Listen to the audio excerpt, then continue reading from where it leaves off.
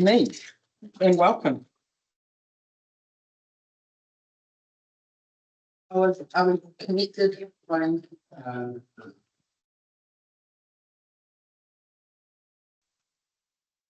was just saying, last week I was at the Philanthropy New Zealand conference, and as a trust, well, both my day job and my trustee job on the community trust, and talking about the changing face of philanthropy across the nation. So it was interesting to hear you guys' conversation the last session about that. And it was also interesting to hear Paul talk about fiscal envelope will determine the levels of service. And that really sets the scene well for community outcomes, because what community outcomes are is the why.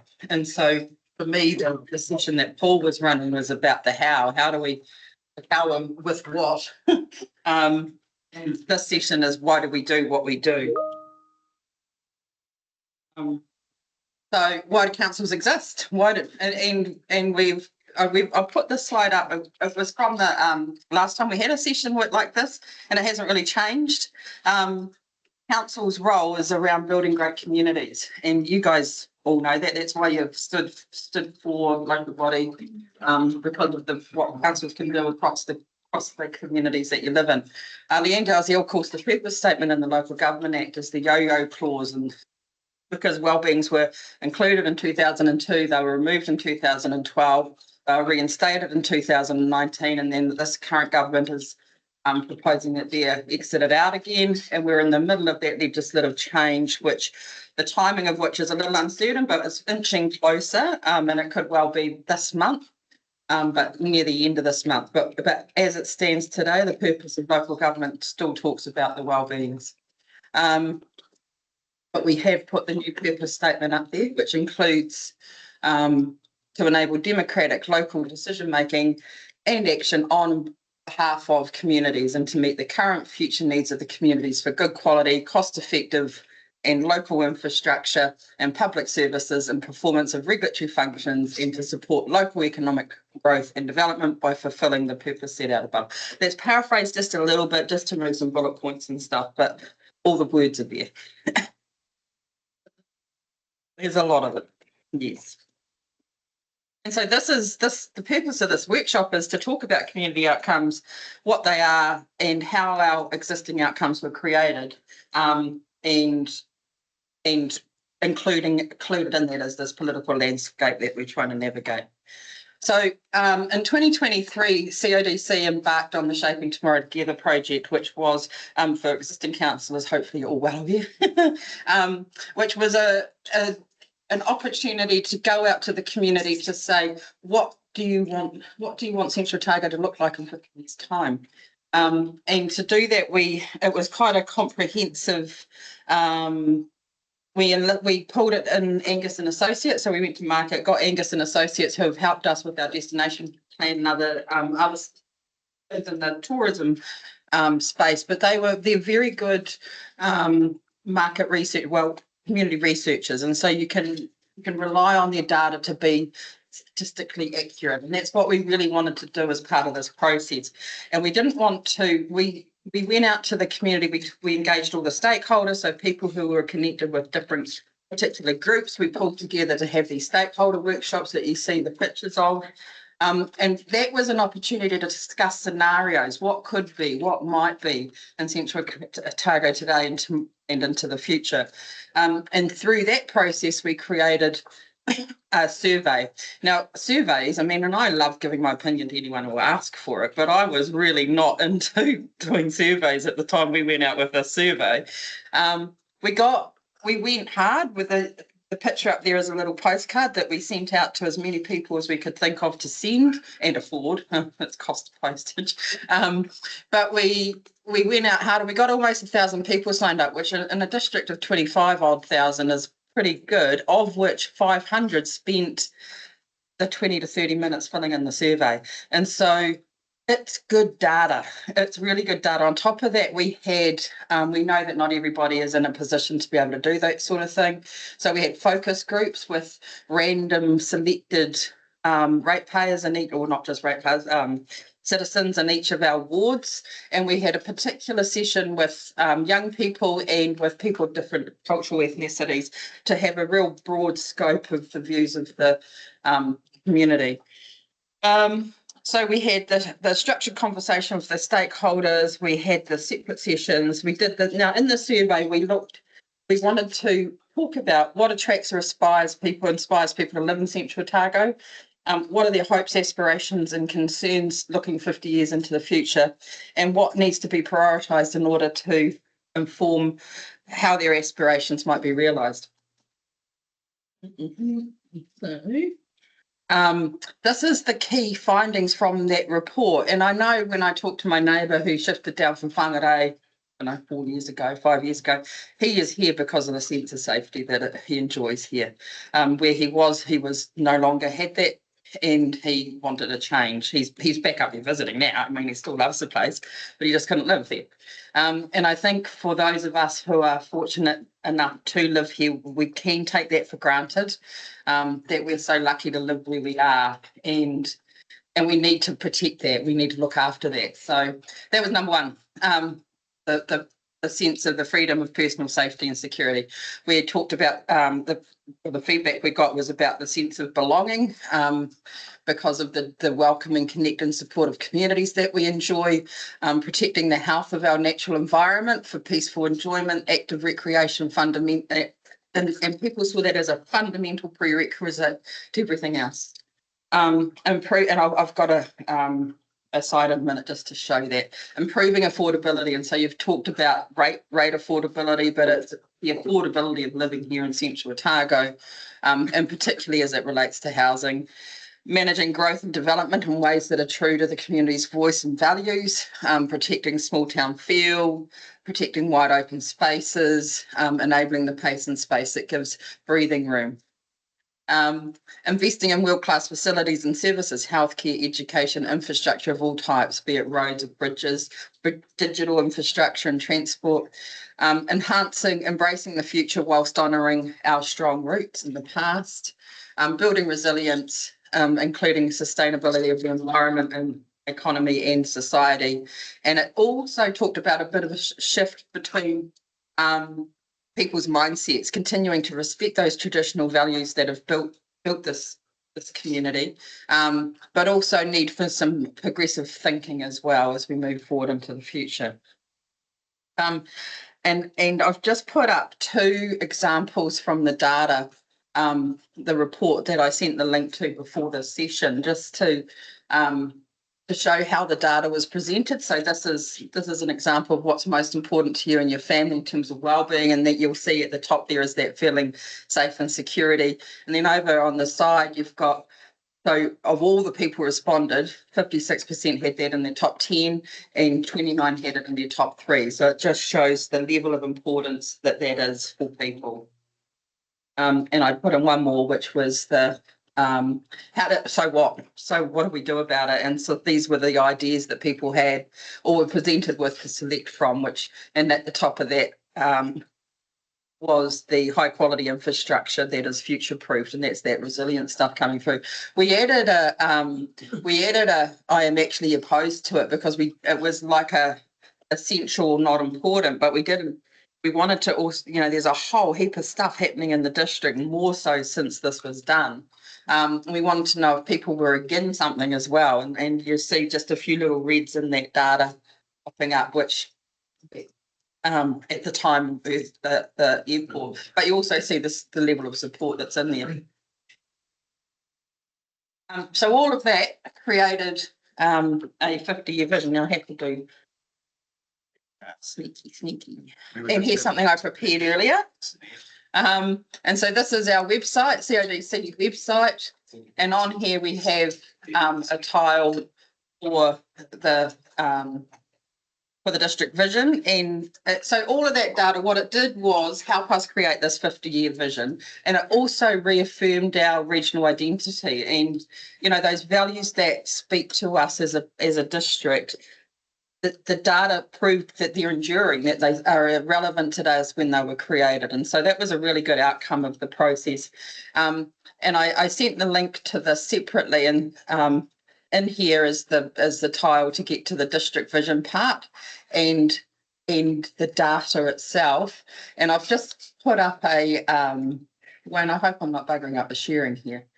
And one of the things we asked in the survey was people to rate wellbeings. And whilst we know wellbeings is coming out of the purpose statement of the Act, they still, you know, in economists' land, you talk about capitals, and so it's a concept that's useful regardless of whether it's mentioned in the Act or not. And it's asking the community what is important to you, and this is what people. So they said 31% rated the environment, 30% for the economy. I don't know how to make this.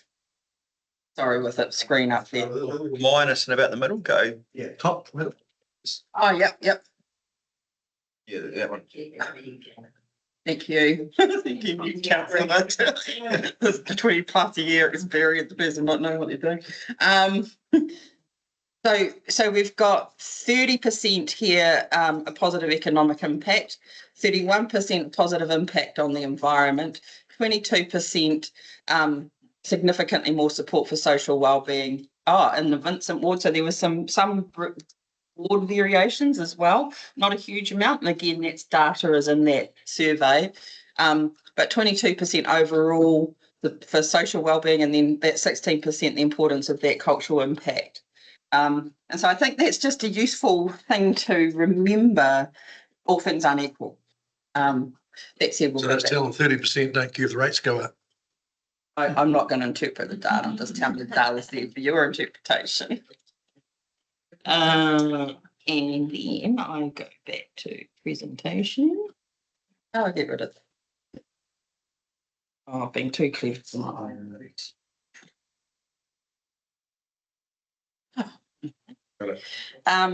And so that's there, and it's and hopefully some of you had a chance to find it and have a look at that data and go through it. I really recommend. It was a great thing to do, and hopefully you've been reassured about the rigor of the data, and it's not just stuff it's not just our ideas that it was a real community focused process to get to that point. With the environment, what does that mean? So a third of the people in that survey, or 30%, the environment meant as much as their financial well-being. Economic well-being. Of the individual who applied the report. That's 1% higher. So the environment which they live in, they don't care whether, to me, it tells them, well, it should be a financial part because our role was to have the balance, but they created the environment that they moved into, the landscape, and the surrounding part of it is important as the money. Yeah, that's exactly what it's saying, well, in my view. Well, that's what I want to. That's why I made the comment. Like, if that's the case, it's not the cost isn't the biggest part of any. Yeah. Environment which they live in is. It's a drop. They see. It's not the cost of living here; it's the prospects of living here and the economy. I think, not the cost of the. No, but it's a percentage. Like most people say, well, you know, if I can bring up my children and live in the environment, but financially be secure to retire in or whatever, it's only a third of their thinking. Equally weighted with looking after the environment. So you don't want the economy to be good at any cost. Yeah. And what's the surprise? There's no even. So having planned growth, having planned things. I would have thought the economic component be higher than all the rest of it, because if we live in a high cost environment, in other words, our houses are expensive because of what we've got, and then we're talking about rates caps or financial, we're the furthest most part of New Zealand, inland. Yeah. That you really want to be making money, or else you can't afford to live here. So I thought it would have been a 45% and 25 and all the rest of it fallen, but actually the balance is more than I would have thought. And what was interesting too was the amount of people who completed their survey didn't live here. You know, a lot of them came here after 2000, wasn't it? Oh, that's right. I can't remember the numbers, but there were a number that were like me. Like I'm just 7 years. Yeah, and I guess that point is that's what we've got to be careful of. But out of some of those red lines you had, were they the same people? Yeah. Because the challenge is, of course, if you've come from Auckland or you've come from South Africa or India or England or whatever, and you see other issues, Dunedin, and all of a sudden, and you might have made your money retired and you're a pensioner, like it'd be relevant to see it broken down into that age demographics. If it was all the young ones, you go, oh, gotta be careful. But if you're 85-year-old professor, We have got some of that breakdown. I was waiting for you to choose the profession. Yeah, I was waiting. like you turned away right at that time. But that is a risk, is that they come here from somewhere and tell us that what we're doing is wrong. And Paula was saying, I think you're the saying key something message I agree with them. was that people were choosing to live here because of quality of life. That's why they're coming here. And those of you who were there at Brad Olson's presentation yesterday, he was basically saying a similar message. So now we get to community outcomes. So community outcomes are the articulation of the community aspirations. Council's long-term plans have to, so it's in the Act that long-term plans must have a statement around community, councils must have a community outcome statement, and that they are the articulation of the community's aspirations. Now, with the legislative change that we're currently working through, we've got the current definition in the current Local Government Act, which includes those wellbeings. However, the proposed definition changes it to have that focus on the current and future needs of communities for good quality, cost-effective local infrastructure, public services, and performance of regulatory functions.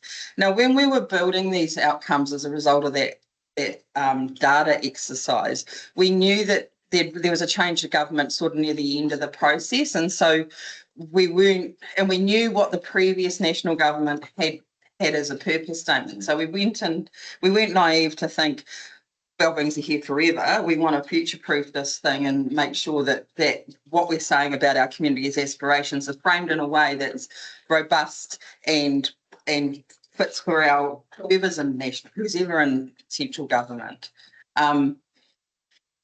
And so we created this, and I know this is impossible to read, so I've got it. I've given you copies. When we first came to council with it, we didn't have that opening statement, so we just had the dots and the bit under it, and we had a little bit of that opening statement. Oh, we didn't. No, we didn't have it at all. We had, and the conversation with our elected members was the importance of affordability and referencing affordability, and talking about what the role of council is. And so you'll see in that outcome statement that's in front of you that we've opened about what our mission is, which is to support and enable a safe, healthy and thriving community and environment. That's the whole point of us. Our role in that is to, now I need to read more. To provide leadership, good quality local infrastructure, public services and regulatory functions, and to support local economic growth and development. When doing this, it is mindful of rising costs and aims to deliver its services well with affordability in mind. It provides these services to meet the needs of the community as expressed in the following community outcomes. And then each rectangle has the wellbeing, outcome statement. So Central Otago, and I'll just read one. Central Otago is grounded in respect for and protection of the natural environment. A healthy and resilient natural environment is a prerequisite for peaceful enjoyment, active recreation, and high quality productive enterprise. And then underneath that, it is a shaded in, and it talks about all the different functions, from district planning functions to water services, waste services, roading, regulatory function, parks and reserves. All of those things give effect to how we look here for the environment and this organisation. So back to when we created this, there had just been a change in government. We knew the purpose statement. We built that in and we got fairly close, I thought. We did a good job of guessing. And it was included to have that rigor. Now, since you've been around maybe not you, Angie, but since the other new guys have been around the table, you should have seen this. So it was in Nick's economic development strategy. He talks about increasing prosperity, links back to those community outcomes and that vision work that's being done. So it's using that data that we've gathered from the community so that when we plan for our activities such as economic development, it's based on robust data and what our community aspirations are. It's been in the play strategy. to talk about how does play give effect to those aspirations. And I've also included just a little section there out of the roading AMP, because, access to our high country, to our back country is vitally important to our community, and we can't do that without a good roading network. So it flows through all of our strategies and policies and plans, and so it's really high level, but it becomes more relevant as you funnel down into our strategies, policies and plans. And so then it's back to those community outcomes, and the question is do we change them or not? And my recommendation is that we keep them for at least this long-term plan. I think we factored in the change to the purpose that we knew was coming, and I'm careful across the organisation that people don't just use. Don't just use the wiggly lines without the opening statement, because the opening statements really set the scene. And so, our recommendation is that they remain, but we do think probably for the next long-term plan, which is what, 30 to 40, that we do look at them, that we do a similar exercise, that we go back to our community in a robust way and get that good data and see what changes there are, has our community changed. But for now we think we stay, but it's cool. And that is my story. Has anybody got any questions? Many of us these will be looking quite familiar by now, which is excellent. And I think you really nailed it, Rebecca, where you highlighted that they remain the same, like what's important to people. But I think that highlights that we got it right the first time around. And it's easier when we're weighing up our decisions at this table as to what public feels, because often we go out and we get 4 or 5 submissions, or maybe 0 submissions, or less than 100. And I think it was really important that this was a process that captured so much more than those people who had the time and inclination to fill in too. I agree, and I think there are going to be some tough decisions coming up, and it's figuring out what do we fund and what do we not fund, and this is one of your tools that you have to help you make those decisions. They're pretty fit for purpose, the outcome. But that's what you would expect 50 years ago. Yeah. And 50 years from now, really, the values will be the same. People's values should be the same. One of the pictures I use, because it's hard for people to think 50 years, what do I know about 50 years? And one of the images, I was on scrolling through Facebook, and a picture of a Vulcan passenger train just over at the bridge, just behind Valance Cottage, was travelling to Dunedin with a group of, I imagine, Alex ladies doing their shopping. going Of course they would. Of course they would. And I put that because it was 67, so it was about 50 years ago, and so I could put it up to say, look, it's really hard to think about 50 years into the future, but here's 50 years. Well, I reckon I saw the last Vulcan rail car, but the last bag of mail got dropped off at Wedbury, and we all stood there as school kids and watched them throw it. That was the end of the rail car. Yeah. And you just think about the change we've seen in the last 50 years. Huge. 1954, they dug the power poles and threw the Minnetonka to provide themselves power. You dug a hole to your neighbour's fence, and they dug from there into their place.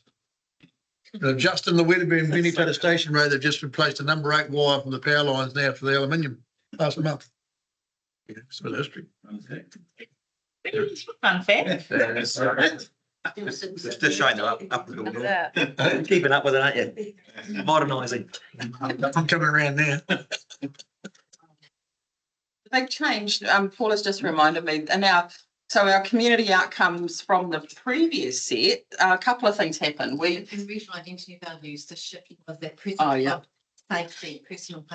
It was a given in 2005, and now people recognise the value of it. But it's that subtle shifts that, and that's why it's good to go back to talk to the community to see those subtle evolutions. We see. I reckon one of the best videos you showed when we did the community outcome was that lady here. Oh, you want to show? We can play it. And it was I amazing. think you should play it. Stu talks about it all the time. All the time. And the young guy that was a builder, the guy on skateboard that did the concrete block work. I reckon he was a classic. You can see a future. Yeah, I got it. Here's something I prepared here. Now I cringe, it's a little cringy because I'm the star. There she is. Shaping Tomorrow Together is about finding out what's important to us as the people of Central Otago. We want to create a vision for 50 years into the future and create something for our children and our children's children. A woman called Margaret Wheatley once said that there's nothing as powerful as a community that knows what it cares about. This is about finding out what we care about, what you care about, so that we can create that future together. Get involved. Man, what do I love about Central Otago, living here? The people, the climate, and the whole area. Oh, I think the people. I think the people around here are fantastic. They're resilient. They look out for everyone else, and probably they're pretty harsh. They're hard on themselves and hard on other people. They demand high standards of everyone. But if something goes down or the chips go down or you need support, they're fantastic. My favourite things of tennis is the Alpha eye cream. Yeah, good on you. Yeah, I think it's been good. We've all kind of grown up with each other, and same thing, everyone knows each other and everyone gets along quite well, so it's really nice. For us to come here and to feel so welcomed and to be part of a place, that gives you a sense of security and safety on its own. I think it's the diversity of people who are here in Central Otago, and it's always been that way, but more so now. I enjoy the climate, I enjoy the having my grandchildren nearby, which is awesome. Looking at the things that they can do here.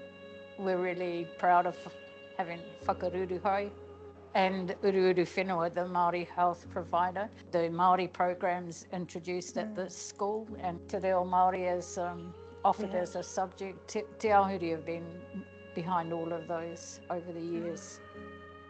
The best thing about living here in Alexandra is how safe we feel and how much further I could get in life here than I could anywhere else in New Zealand. I could buy a home, I can get my son a good education, I have a great job, colleagues.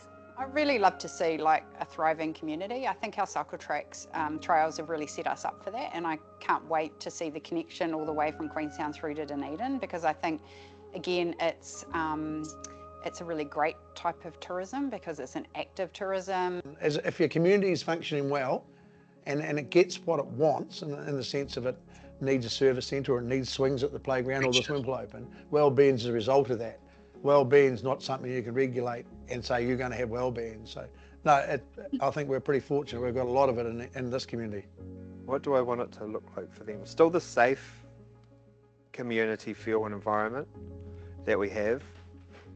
Still the same where you can walk down the street and take half an hour to walk like one block because you bump into people and have to have a conversation.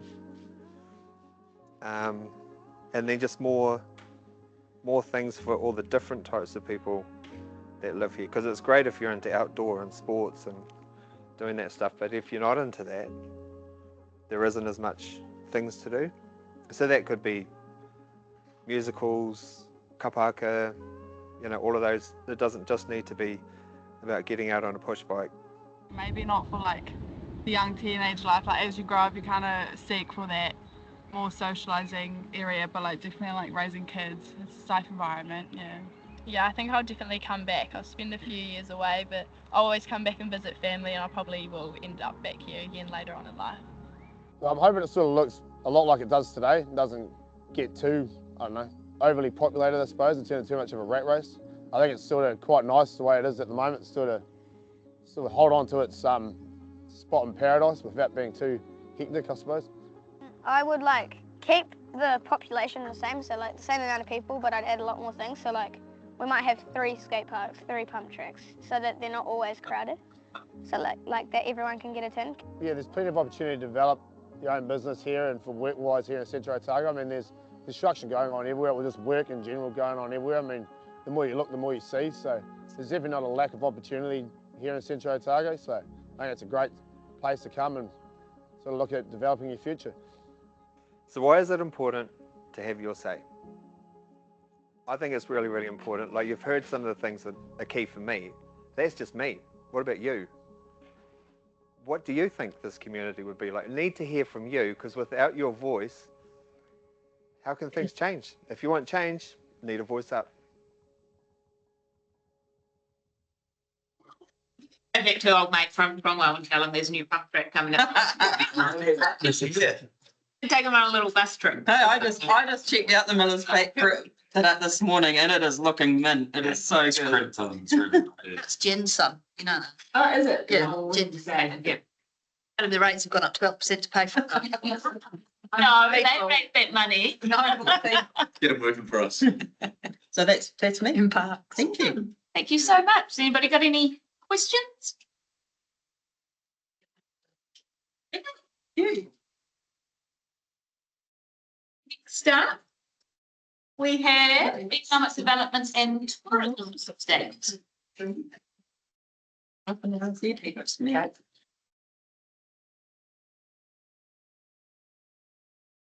Nick. And Lou. And so Nick, if you would like to introduce yourselves. Who didn't introduce yourself this morning, and you're welcome to share a fun fact if you would like as well. Okay. Yeah, positive. My star of the show.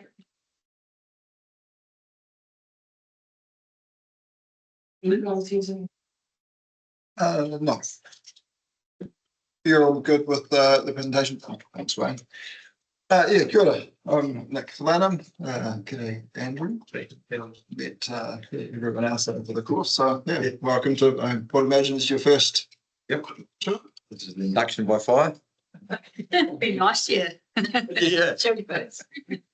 Fun fact, I was in The Hobbit as an extra. To be this. Yeah. I was one of the Lake Town guards if you're a Hobbit enthusiast. So there we go. Over to your answer. Yeah, good Ants. Yeah, no Andrew through mountain biking. Yes, but I'm here to destination, so destination management decided through to that. You need a fun fact that tops Oh, that. a fun fact that tops that. I have. Hang on. Now you're testing me. I'm kind of like trying to top it. I've met Bob Marley's son. Oh, there you go.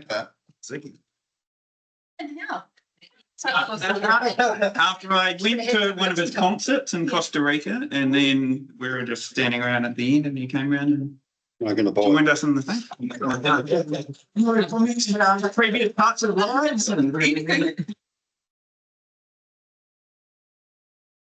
And thanks, guys. And just to give you a little bit of context for our presentation today, it's about the overview of economic development and destination management. So a little bit of like what we do, how we do it, and why we do it. Some challenges and opportunities that we've got. We're going to take you through, and there'll be time for questions at the end. And the reason that we're coming today is that it was a questions through the council priority session to come and talk about what we actually do. And I'll hand over to Nick and Hans, who are going to sort of take this presentation. And yeah, I think we've just spent a bit of time, so we'll just do a big quiz on the community outcomes. No, but no, we didn't. When we started to form this presentation up, we didn't know that Rebecca was before us. And then when we did, we thought, no, actually, everything, all our discussions need to be anchored around the community outcomes.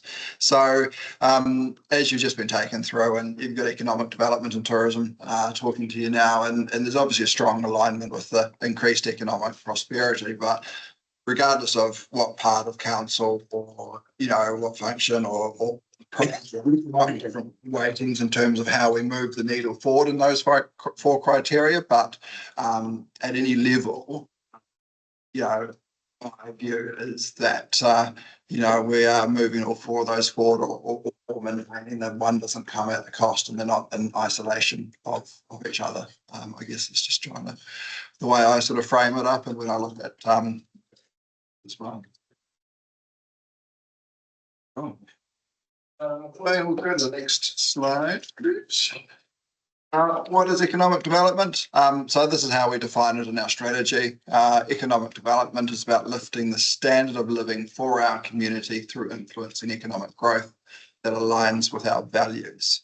So for me, it's like, well, how do we enable our businesses and our economy to thrive in a way that's consistent with our values and in a way that lifts up a wide section of our community.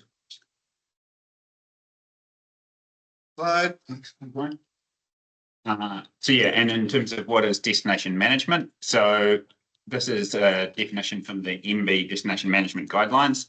So it's around bringing together all the different stakeholders across a place around developing a common goal of a well-managed, sustainable visitor destination and the process that's involved in that. So parts of that are kind of some of the traditional roles in tourism and marketing, but it's also getting the right data and research and making sure that we're developing tourism for Central Otago that's in line with the community's ambitions. So where it's going to be acceptable to see that tourism growth, because there are components to the tourism industry that do have negative impacts, and where we can we facilitate or manage that growth so that we're in a really positive space with our communities and therefore the economy. Again, we're just one part of this ecosystem as per that graphic there, kind of showing the diversity of stakeholders that are in the system and with that.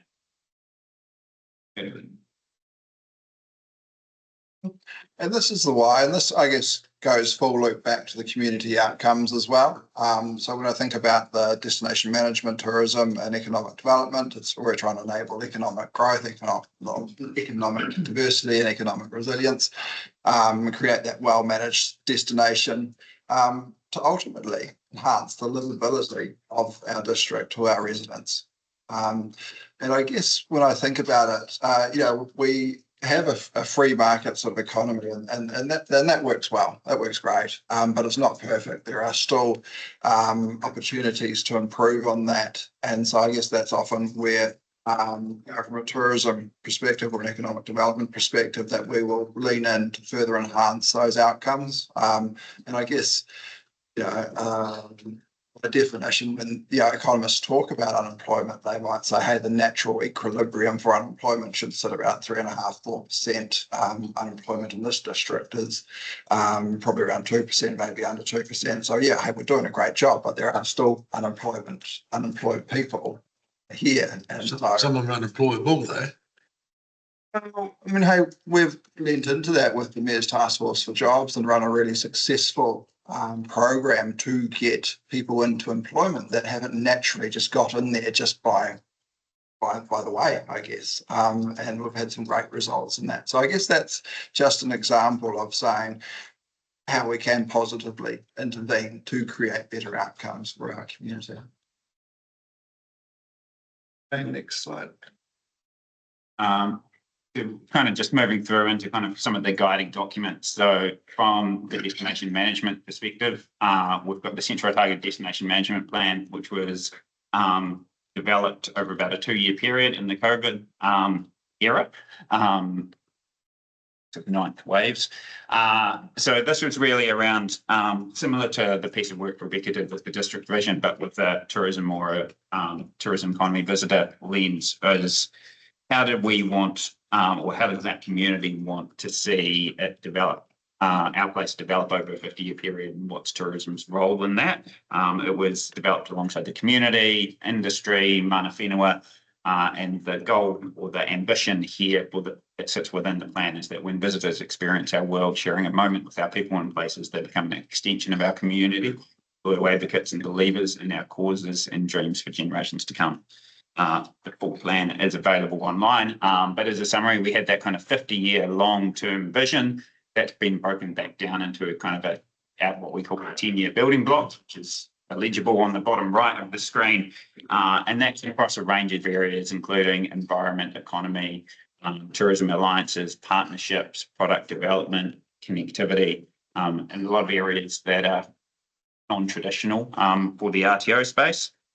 And it is a long-term investment. So there's those kind of short-term goals or projects within there that fall out in the 12-month period or across multiple years that we're working on. One of the examples is our Eventful Central project, which we came to you recently around the district events fund. And we'll come to that later, but we're looking beyond the now and trying to achieve what individually some of our businesses can't.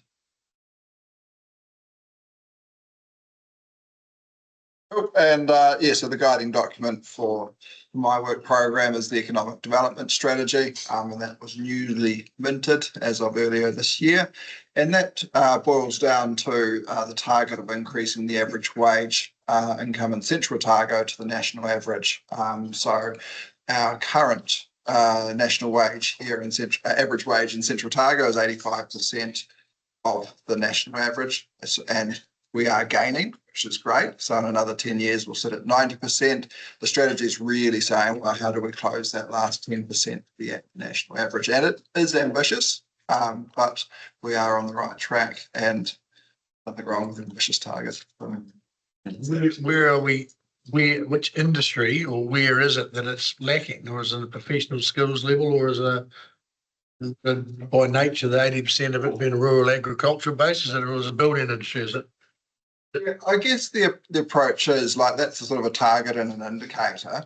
What we're doing is we're not trying to pull out an individual industry or individual sector. We're just basically saying, what can we do to improve our productivity across those businesses, across those sectors, to get to that national average? And but how do we know what it is if we don't know where we're sitting? Oh, we could break it down, Stu, but it is more around helping businesses and individuals improve their productivity, because then they can pay a higher wage. And I guess that's agnostic of what the sector is. It's more about where the opportunity is that we can lean into helping those sectors or those businesses to improve. Because you'd argue, if you look at some of the hospitality industries, they're struggling to make a financial dollar because they're coming up against regulatory authority, regulatory bodies or regulatory rules that we're making, or the government are passing down the channel, but yet we turn around and saying, well, and ultimately the only part will be part-time work or part-time wages. And you look at even some of the hotels now, they're shutting down on the rail trail because it's too hard to make a business. And the cost of doing business is too high. So it's not, it's not their fault they can't make profit. When you cost of licensing or cost of insurance and cost of those other things are ruining them. Arguably, it is their fault if they can't make a profit if they're running a business. I don't think it's purely on regulatory, given that we've been in a worldwide recession for the last. Yeah, but there's a lot of those costs in licensing, the same as sports clubs or whatever. It's so hard now getting a club license to run the function within your community. The cost of that never used to be as much as it is now. It's not astronomical to get a license. But it is still a cost. Of course, in a home game of rugby, you might get a special license, but some places pay differently. Some hotels, it costs them more to have a license to serve than it does others. That's just the way our systems run there. People you can attract, chance you've got having customers, so if you can bring more in. Especially in smaller communities, there is limited. I mean, the classic is the rail trail at Lauder or Homecare and Bex, struggling to get facilities going. And if you don't have that, the business runs down. I think when you lean into some of the projects and pieces that we will cover soon, but the support of the kind of investment product development piece that we're looking at doing alongside the work to attract visitors into the region, if we're taking that hospitality or visitor lens, that is some of the work we do. There is compliance pieces, and I think we can talk that through a bit more in the opportunities and challenges, because there is more stuff coming down on our businesses. So either as there ways to support them through that, or be advocates for them as well. Council, whereas the RTO or economic development. And a lot of people would look at the rail trail and just say, hey, what a wonderful success that has been, because that has really improved the viability of a lot of those businesses in the small community. So yes, it might not have been all things to all people, but it has made that difference, I suspect, in a lot of places in terms of making sure our establishments are open and preserving our heritage, celebrating our right place. So.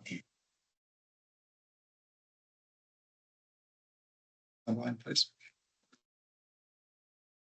Yeah, so starting to get into a bit of a how, and this is where kind of the roles of economic development and tourism we intersect in some places and support each other in different pieces. But the baseline across both areas is that we are a place-based approach. We need to understand the circumstances that we're in collectively as Central Otago, but also across the district, there's differences. whether that's from the Tevia to the main Toto, Terrace, Cromwell, Bannockburn, everywhere's got little intricacy. So how do we understand that? How do we turn those pieces into an advantage and lean into those areas? Then what is our role in connecting between council and business, or business to business, or council and government? Again, that's in that advocacy industry space. So we've got examples of where we'll regularly be out at the business breakfasts engaging or with the Chamber or Business South, and how do we intersect and be that face to council or that face to the businesses and help them navigate through those places. Same thing from the tourism side of things, where we're regularly running or annually run a trails forum or run workshops, whether it's in business events or across the sector, to make sure people are abreast of changes in the system and learning opportunities. So it's really important that we are basing these where we can from that local perspective, because we're wanting these areas to develop and the initiatives to be of our place, whether that is development of work capability or opportunities in structural diversification.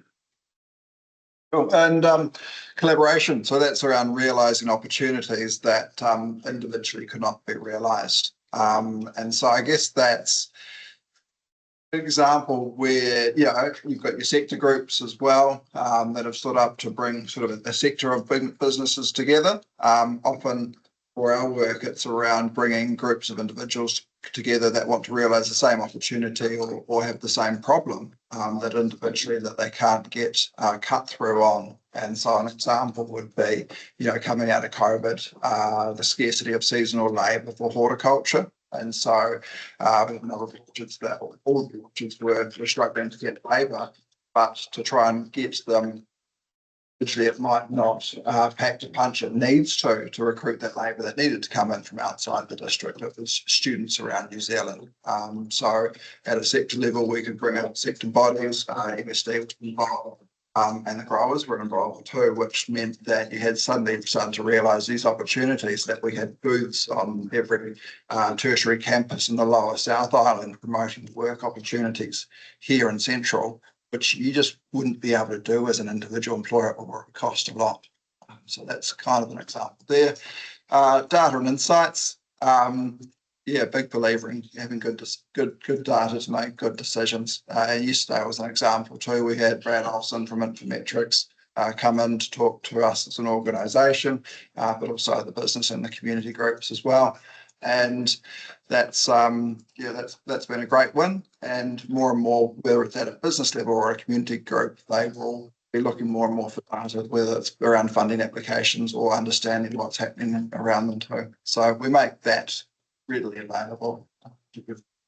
How are you measuring, Nick? How are you measuring some of this information? This stuff here? What's the measuring going forward? What have you got in place? So this is kind of just the broad brush how. We'll get into the projects, and then I guess more the projects where we'd look to be measuring the success of it otherwise. Is that all right? Yep. And can you also touch on the fact that we do host that Infometrics on our website, readily available, which I'm just looking at now, and it's got data across all parts of our economy. It's rich with data. Yes, and that even goes across the organisation as well. Obviously, we're looking at visitor data and things like that, and then goes into the infrastructure team as they plan the rollout of services as well, in terms of building capacity to cope with the numbers. I was quite well received when Brad Elson came through. Yeah, we sold out pretty much overnight, which was great. Actually, unfortunately. It's a good place to live. This is a good place to live. There's your summary. You would be proud to be there. It was Central Tiger is really shining quite strong. So you brought them down, did you? Who organised?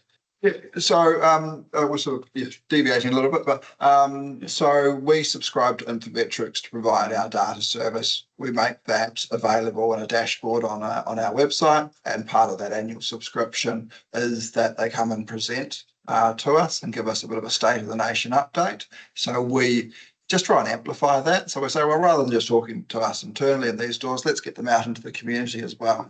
So who else wants to listen in?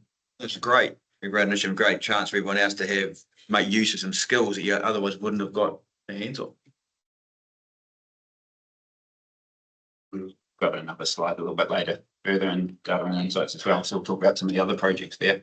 So in terms of partnerships and kind of leaning into that collaboration and that and regional voice. So we're not in this space alone. There's obviously other councils, other RTOs, economic development agencies, central government agencies that we looked at in different ways.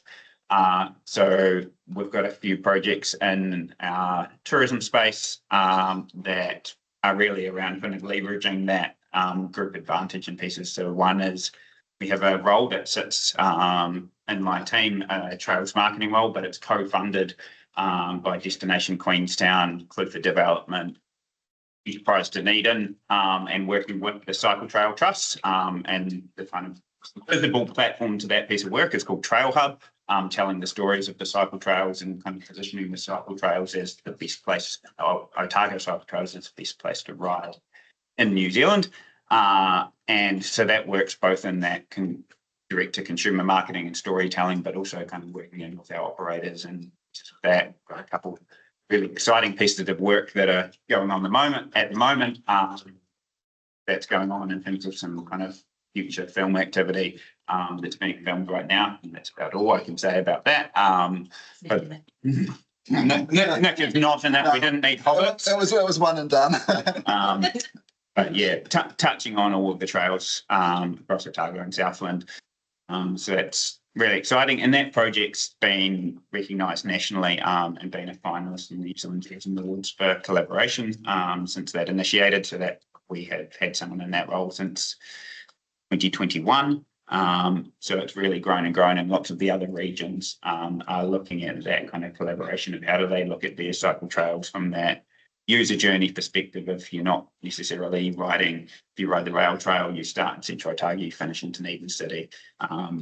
With the Gold, you start in Central Otago, you finish in Clutha. So it's really looking at the centric lens of what that experience is. The Southern Way is a collaboration of the 8 regional tourism organisations and the 3 airports in the Southern South Island. So airports being Invercargill, Dunedin and Queenstown, and the regional tourism organisations pretty much Waitaki South. That project again started about the same time and was really around how do we encourage collaboratively longer stay visitation and engagement across our communities. Big success out of the Southern Way project over the last year with the tourism boost funding from the government. We've had 1.2 million, just under 1.2 million in funding to market into the Gold Coast in Australia, telling that story of the lower south. There's a proposition of flying in one airport and out another, really leaning into that connection with Dunedin, getting their flight from the Gold Coast into Dunedin. So there's lots of activity happening in that space, which has been amazing, but it is wider than those campaigns. It's an ongoing piece of work. And so again, we're be part of that and currently on chairing the group within the RTOs there for that space as well. So kind of making sure that we're voicing those regional discussions. Like the older one there is again collaboration between Dunedin, Central Otago and Queenstown with the development of the Central Otago touring route.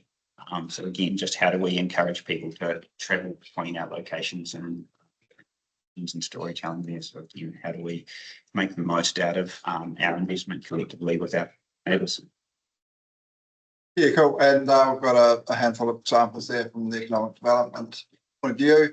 ORED, that's the Otago Regional Economic Development Group, and so that group is essentially the economic development knowledge from the 6 councils that come together. That was really born out of messaging from central government to say, hey, we want to know what Otago wants, what are the priorities for Otago. I mean, it's rather than come to central government from a district level, and I guess that's great. It's kind of like get your kids to try and sort out what they want and then come tell you. So we do our best at that level to provide some sort of narrative from the Otago level to central government. Also, it's around sharing the work programs that we are working on at the district level, because there might be opportunities to collaborate, there might be ideas to share. Making sure, I guess, we're not leaving opportunities on the table because one district doesn't have the ability to undertake a project, but if they worked with their neighbouring district, then they could. So that's that one. Film Otago Southland's probably the longest standing collaboration I can think of across councils in Otago. So that's funded by a number of councils to promote film in the region. And they came together because when a film production comes here from overseas, you know, they don't really care about the territorial authority boundaries. To get that cut through in the international market, we need to take a wide offering of filming destinations, which we're known for across Otago Southland. And thirdly, one of the key advantages we have for filming is our landscape. And so this agency can help with making sure that sort of film permitting process, whether it's at a council level or whether it's at a DOC level or a LINZ level, is as streamlined as possible. So it's kind of an efficiency play as well, to make it easy rather than 6 TAs or 7 TAs go into them. We've got one body that goes out and does that work and tracks. It's going to be a pretty big thing in the future.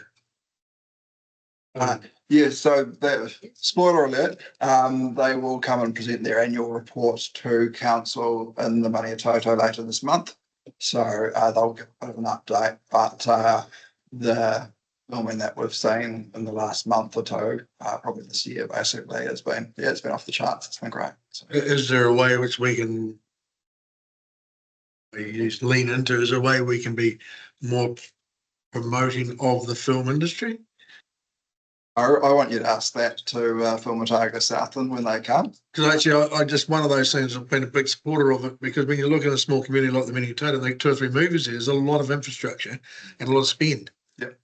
Like it's a really, and it's I'm not going to say it's soft tourism, but it is, because they don't leave a mark and they're really sensitive to your community, but they really leave their money behind. And you know, it's a big industry, a huge industry. And an opportunity. I think it's one of the biggest opportunities we've got going in the future. So, you'd make a good movie star, Curtis. You just started. But I guess one thing for employment opportunities, it does touch different types of opportunities, like whether you're in makeup or sound or lighting and stuff that's not in catering, not normal, or not the normal stuff that you have at your schools. But if you're leaning that way in technology, film industry picks you up, and if you're in the area, they'll take you to work. Like it does actually employ a lot more people than you think, especially if you've got a leaning into the arts or, you know, screen set and that's really, and they're around a lot more than you think. Yeah. And I'm a big fan of encouraging that sort of diversity. The opportunities for a young person are quite varied across that industry. So yeah, no, you're in that corner. Where did I get to? Oh, Mayor's Task Force for Jobs. So we kind of know about this. This is takes off what Ants was talking about when he was talking about that place-based advantage. Like we know our communities, we know how to try and get some of these initiatives done. And so this is a partnership with sort of central government via MSD and LGNZ to apply our local knowledge to a national problem. So that's 100% funded from central government and getting some great results, fantastic results, in fact. Next one, please, Wayne. Snooze.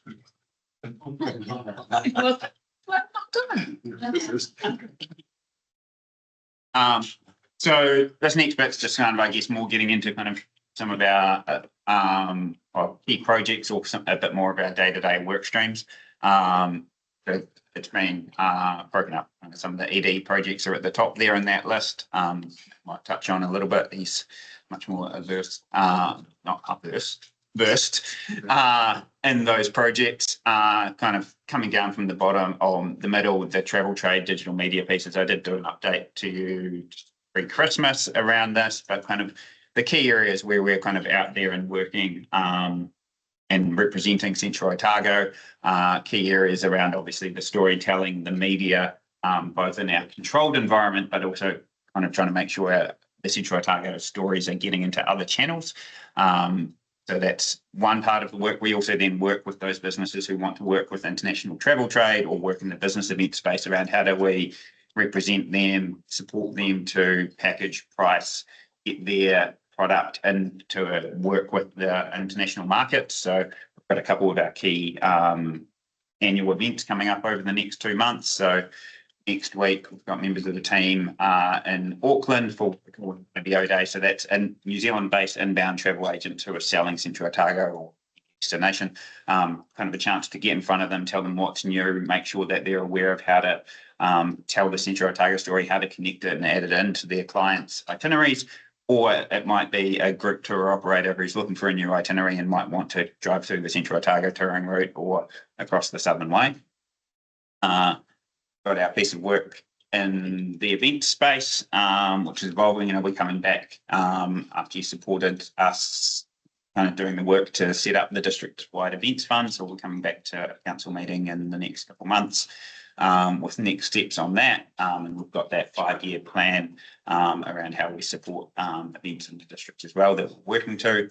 And yeah, again, data and insights keeps popping up all throughout this presentation. And again, it'll come into the next slide. So it's Cool. Yes. So just a high level sort of sample. Startup Central is about supporting entrepreneurs, supporting the starting up of new businesses in Central Otago. And so we do that through monthly events and also workshops where they develop their business idea in terms of a lean business canvas, which is getting all your idea out onto a page and testing it against a business coach, you'd call them. Central Mahi was that project that I explained before about recruiting staff for seasonal work. So that's not an active project. That's something that we have to hold on because that pressure has eased around seasonal work over the last couple of years. Digital connectivity. So this is about enabling infrastructure for our community.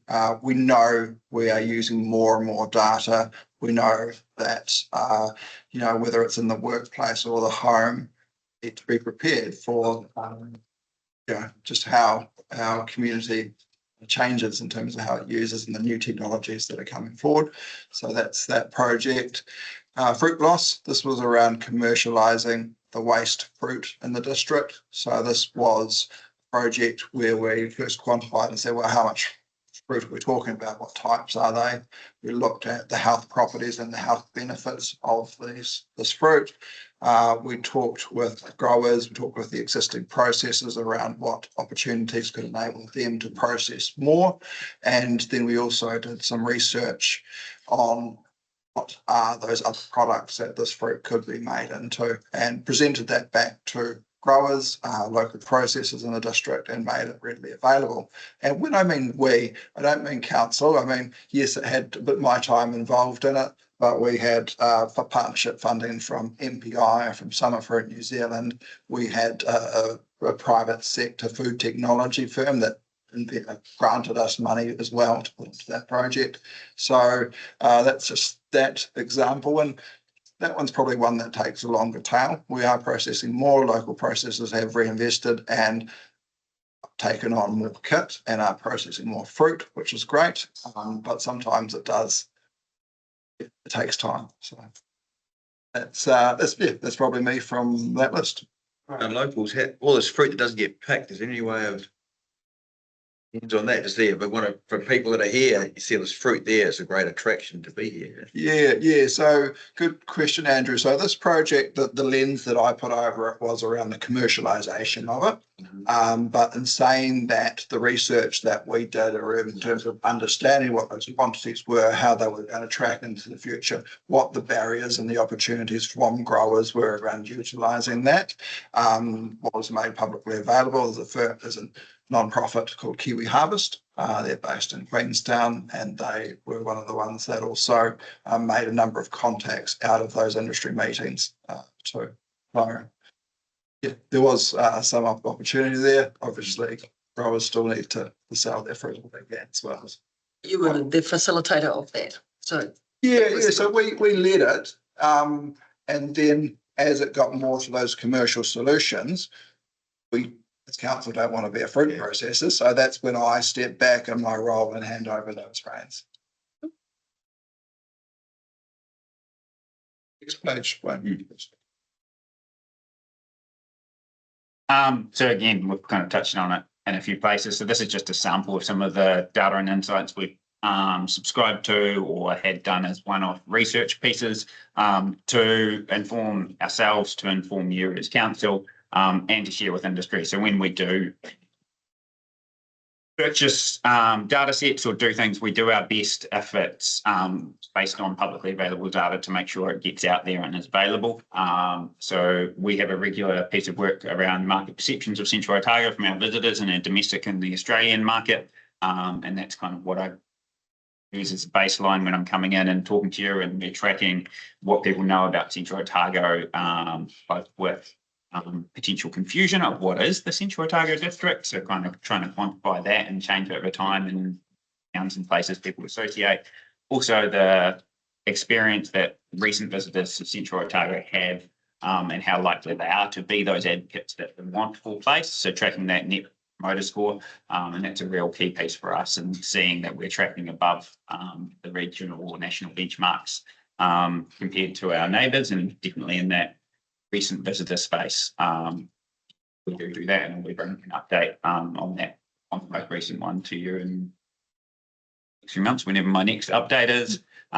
In the middle, we had a piece of work we did around preempting the knowledge that came from the opening of the Lake Dunstan Trail and the unexpected usage rates of that. So we worked with a company called Utility, who actually worked with the infrastructure team around roading, to take some of the trail counter data across the trail network and make some low, medium, high forecasts around what the Kawerau Gorge Trail might have in terms of numbers.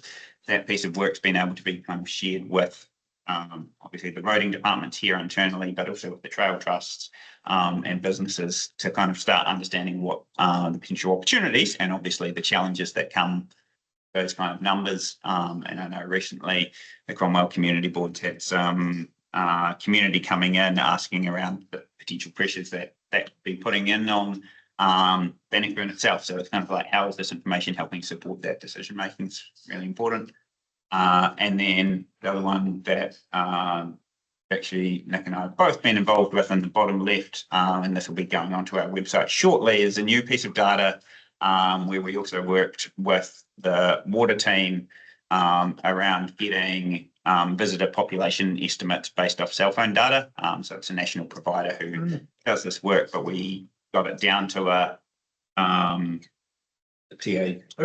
SA2 level, so we can start seeing kind of the visitation patterns, both day tripper and overnight visitation by those areas, and yeah, domestic international split as well. So it's new data, so we're just kind of assessing how that is there, but it's quite rich in what we get, and we'll get that on a updated on a quarterly basis. When will that go live? We were just getting some final changes made last week with them in terms of our queries on it. So I'd say a fortnight, Peter. Oh, great. Yeah, so pretty exciting piece of information to kind of jump in there and play around and look at the trends and things like that. It's going to be available for anyone who want. Yeah, So so it'll get embedded onto the Central Otago NZ website, and we'll council piece and eventually do a bit of a story about it. Oh, and we can talk about the other pieces. Yeah, no, I've talked a lot. The infometrics is in the bottom right. We talked about that, and then I guess the other two ones there are the economic impact of the minimum flows and the horticulture and viticulture labour market report. And so those are sort of bespoke pieces of research that we commission to understand that and help our community understand what these impacts are. Because I think sometimes we do have a valuable position of just being quite independent and being able to sort of put out nice independent research that will help our community be informed of what the issues are and the impacts. these things. The horticulture and viticulture, that was, has been done for a number of years and is done in partnership with industry, MSD. That's about understanding future aspirations for plantings, horticulture and viticulture, obviously, how that goes through and how that flows through to labour market demand as well. So quite useful, especially some of you remember the real high growth that we had in cherries, probably about 8-10 years ago now, where our cherry crop basically grew by 50% over 5 years. That was phenomenal. The workforce that was needed, the housing that was needed, it was a valuable piece of research that also enabled growers to access labour as well. So with the Benji, the stuff that you did with Benji Patterson, how's that applicable now? Well, it was a huge piece of work and it was very, very valuable. Well, actually, it is applicable because we're about to send that out to you again. Because we're bringing a paper to council at the end of March on the latest government bill, whether you want us to sponsor on your behalf a local government bill and setting the minimum employment again. So it's part of the scene setting of that Benji Patterson report is attached.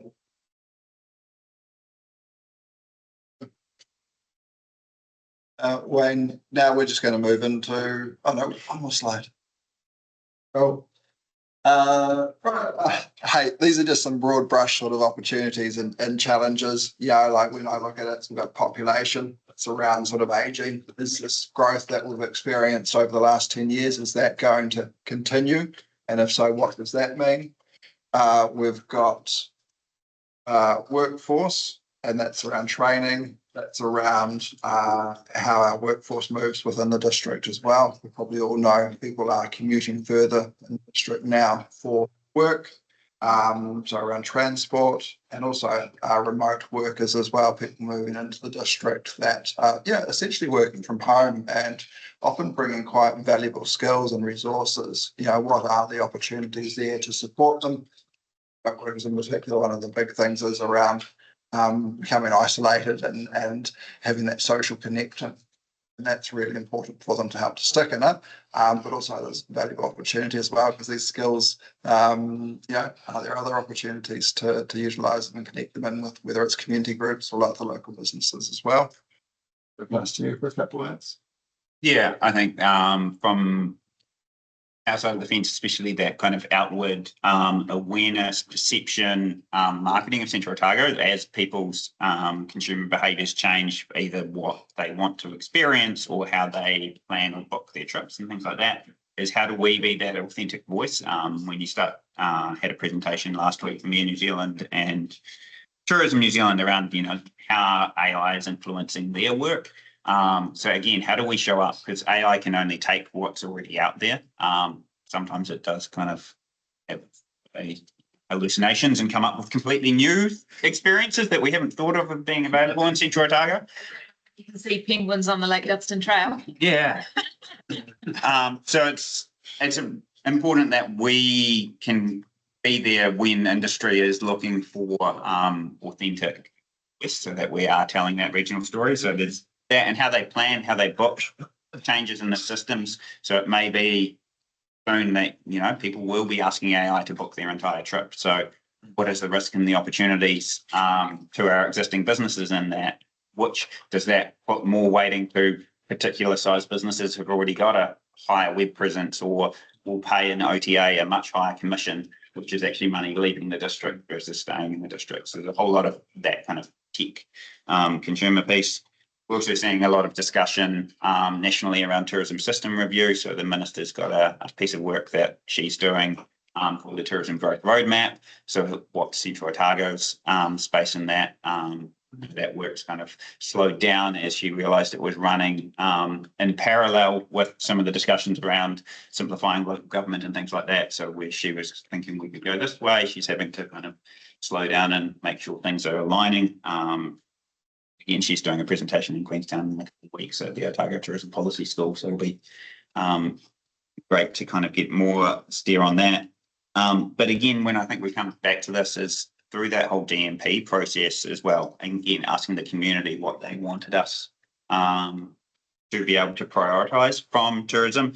There was enhancing community or shared use infrastructure, attracting high value visitors, domestic visitors and those who stay longer, therefore spending more ideally, creating employment opportunities across our communities, encouraging visitors to travel kind of through the shoulders or off peak, and reducing the impact of our visitors on the environment. So again, kind of coming back, that environment thing is still there, really there in terms of what the community wants to see. They don't want to see tourism creating a negative impact on our environment. So again, how do we make sure that, or try to manage the impacts of tourism, and also raise the awareness of some of the great initiatives that our community is leading out there in those spaces as well. And have we got an opportunity to educate our visitors about some of the environmental challenges we have, whether that's wilding pines or access to water or whatever those challenges may be. And so when I think about businesses, I think about some of the common sort of topics that come up around succession planning with our older demographic. Are there opportunities to lean into that? Size, typically we have quite a small, businesses on average are smaller than the national average, and that's really, well, how do we help those businesses to either grow, or how do we create some other way of creating economies of scale that would help them with their production and their efficiency? A number of large scale projects potentially going to happen in the district. How do we support those projects to procure their goods and services locally without displacing? Obviously there's seasonality as well. Everything seems to happen in the summer months in Central Otago. How do we, are we fine with that, or are there opportunities to try and even out some of that seasonality? Infrastructure, so that's obviously your built infrastructure, but also thinking about your digital infrastructure, your connectivity. And what really came through, I remember when we did the strategy workshop in Queensland, was community was saying, hey, we're seeing a lot of growth around the industrial development and things like that, but what about that social infrastructure as well? Who's looking after those schools to make sure they get the extra classrooms, or is that happening with the hospital as well? So I guess there's a number of things out there. So I think we'll just go to questions and just have open to have any discussions. This was just a workshop just to sort of give you a bit of an update, but an opportunity as well to ask any questions you might have. Go back to when the motorsport park and look at the V8 supercars and that. Are you still actively involved in looking for opportunities that might be a one-off that are going to be, wow, because it was one of those ones that was really could have been a massive thing for Central Otago, and are you still in the room negotiating maybe something else, I guess? Will you wait till they approach us? So Highlands are still proactively, I think they've called it Project 29, and they still want to get a supercars event to Cromwell. At this stage, we're not in any direct conversations with them on that, but they still have that ambition. Recently, there's been the discussions around the Wheels at Wanaka event potentially moving to Cromwell. Cromwells or... It's always the we've been asked, we're going to have to look at either providing more for our rates, or looking at mechanisms to have rates. And I guess one thing I feel with you guys is that that story doesn't get told, but yet there's a lot behind that. And if you are living there going, oh, I don't know about this, well, actually, in 29, there could be V8 supercars here, or there could be opportunities that we've never seen. It tells people in my head that they're going to get more for their dollar. There's really opportunities that are coming are huge. They don't probably, sometimes you feel like it's confidential information, but it's not. It's talk, isn't it? Like supercars, it may well be that in 29 there's a race comes. I think, and that's across the board, is like when we know there's new investment or people looking, whether it is an event or a major pipeline of visitors. So when we've known the Kawerau Gorge Trail's been under construction for a couple of years, so you know, what are we doing preemptively with that, and how is that going to influence Cromwell? They've been working on the Roxburgh Gorge Trail right now, so we are going to have this connected cycle experience. The wine industry is seeing that return of international visitation, so slowly the celladors are getting that confidence back. So all those pieces, how we tell the stories, the investment from council and the facility beside the lake, or insert your name of preference.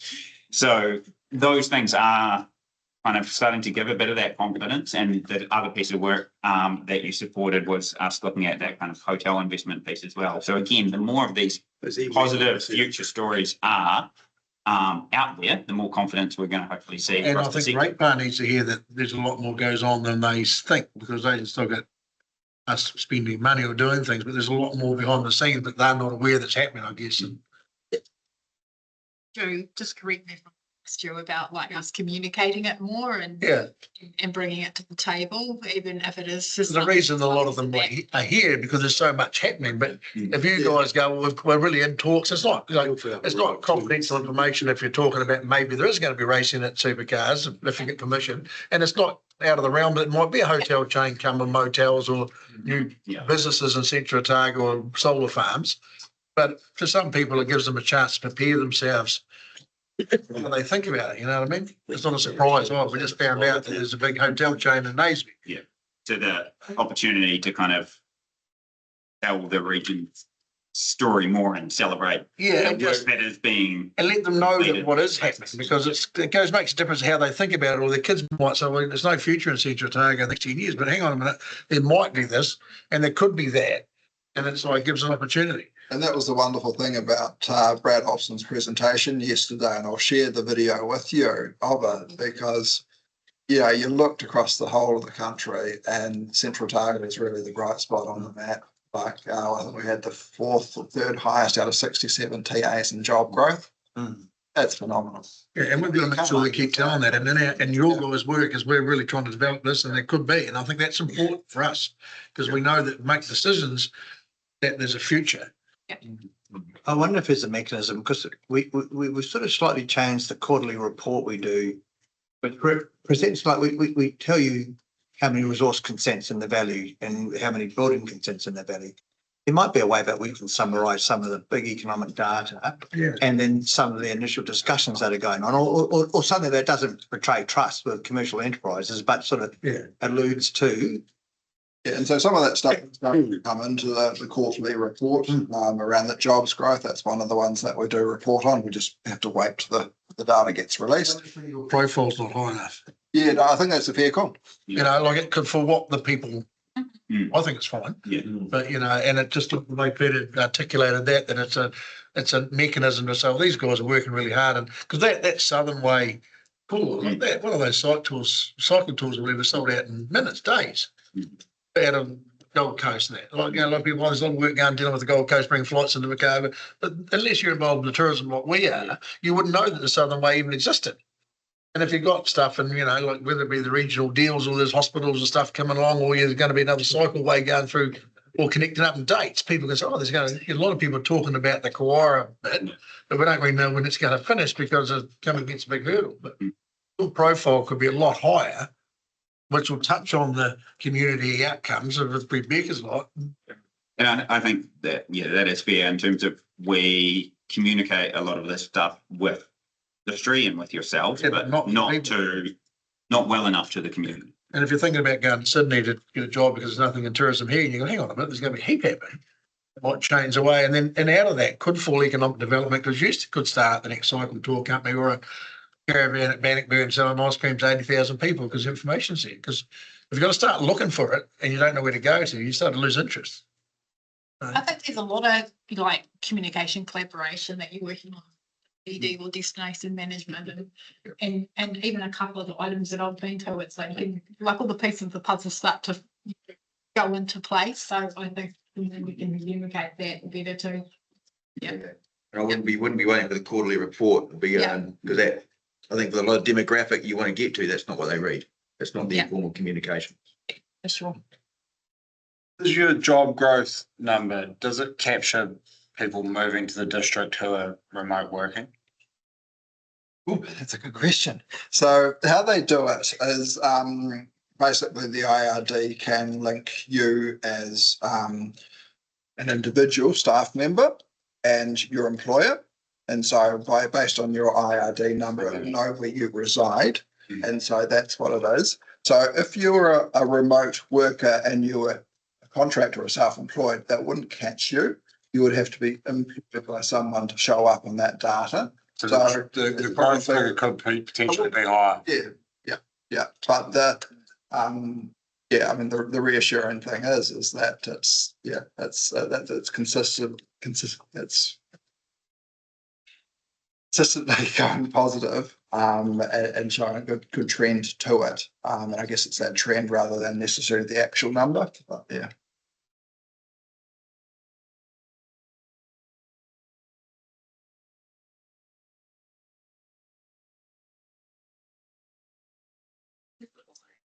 The seasonality of the tourism sector, is it something that people highlight to you as being an issue that needs work on, or?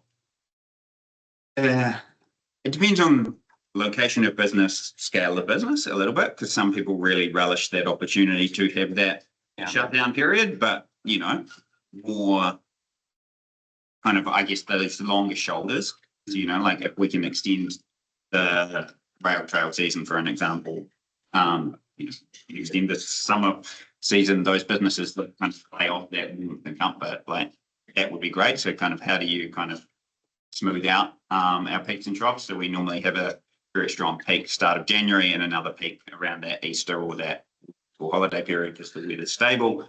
But actually that gap in between, so that those businesses that are open then actually closing that up is going to make more of a difference, make more money when you're already operating, and maybe grow the season a little bit at either end. Whereas actually going back to Stu's piece at the start, like the costs to operate through winter and being able to deliver a quality experience to our visitors through that time does start getting more challenging because other businesses or parts of the system might have chosen to have that closed down period. So if you do the rail trail in the middle of winter, it's still a great experience and there is ways to do it, but you only have a select range of accommodation and providers that are going to be open. So you need to be more prepared. You need to be able to kind of go, actually, we're going to do potentially some slightly longer days between our food stops. And is that the experience the customers looking for at the start of it as well? And then their expectations to have a nice warm room when it's -5. So the costs for that business to house them, people aren't necessarily going to pay more for the winter experience. They won't. It'll cost you as a business. But do you think on that note, because I think that's a big thing, are we over offering and under delivering in some of the industries? And run real risk is when we went through to Queenstown the other day, like when it comes 20% comes this way, we won't be able to handle a lot of it. Is that a real risk that we haven't got enough? I think it's a risk, and actually going back to kind of that destination management piece is having a natural cap is also really good. So we don't get overrun, and that's kind of been for the rail travel bids. It has come down a little bit, which isn't great, but actually that capacity across the trail in terms of beds was a natural limiting factor to that rail trail experience, which means people have a high quality experience because they're not feeling overrun, but it's going to switch. But we've still got that. And I think the Queenstown businesses, when we look at the Kawerau Gorge Trail, any of the cycle operators that I've talked to over there, they still see that they'll mainly be looking at that as a product ex Queenstown. It's the Central Otago-based operators who are set up and know how to run a multi-day booking experience. They're the ones who are set up to go, hey, here's our opportunity to package the Queenstown to Dunedin, whether they get to Alex and turn right or left on a rail trail or a gorge. So it's the central operators that are set up and likely to be the ones who benefit from that multi-day. The Queenstown ones, they want to churn the volume. That's their model. But by nature, we will get that churn as well. But the bookings now from Australia are phenomenal. And that's before that Southern Way stuff works. And it just worries me that that's going up 20% lift on the rail trail numbers now. Like this February was the highest number of rail trail, second highest ever by 45 people. So we're actually at the pre-COVID levels. We're at the highest level on the rail trail going through Wedderburn at a 20% lift. There won't be enough infrastructure in Ranfurly and Hyde and Waipoata to pick it up, and we run a risk of damage in it. Well, if that's an industry that's been 25 years. Some of the new ones will be really struggling. So So if it's 20% lift in the peak year, but if it's 20% throughout the year, it'll actually. oh, there's probably is, but the year's we're only in February, Chad. So how do you spread it? Well, it is actually naturally spreading, it does. But of course, that's a challenge, because if it does come the way it looks like in Queenstown and Te Anau, there'll be a lot more come through here. And if those trail numbers through the Koara come through, it's 70 to 120,000 people a year, or whatever they might do. There'll be a lot of extra people just sitting around the corner of Central Otago and a lot of starlings on the power lines.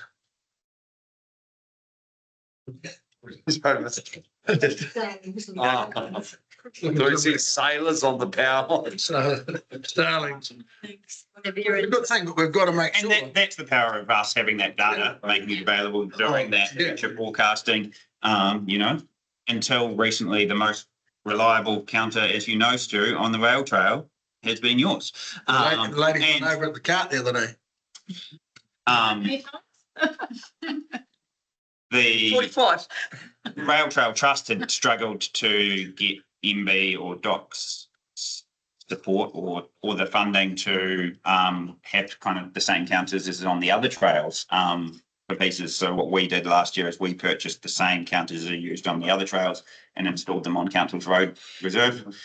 So at least we're now getting that same live data only in 3 locations along the rail trail as we can access through the Trails Trust for Roxburgh, Lake Dunstan. So we're just trying to improve that data set.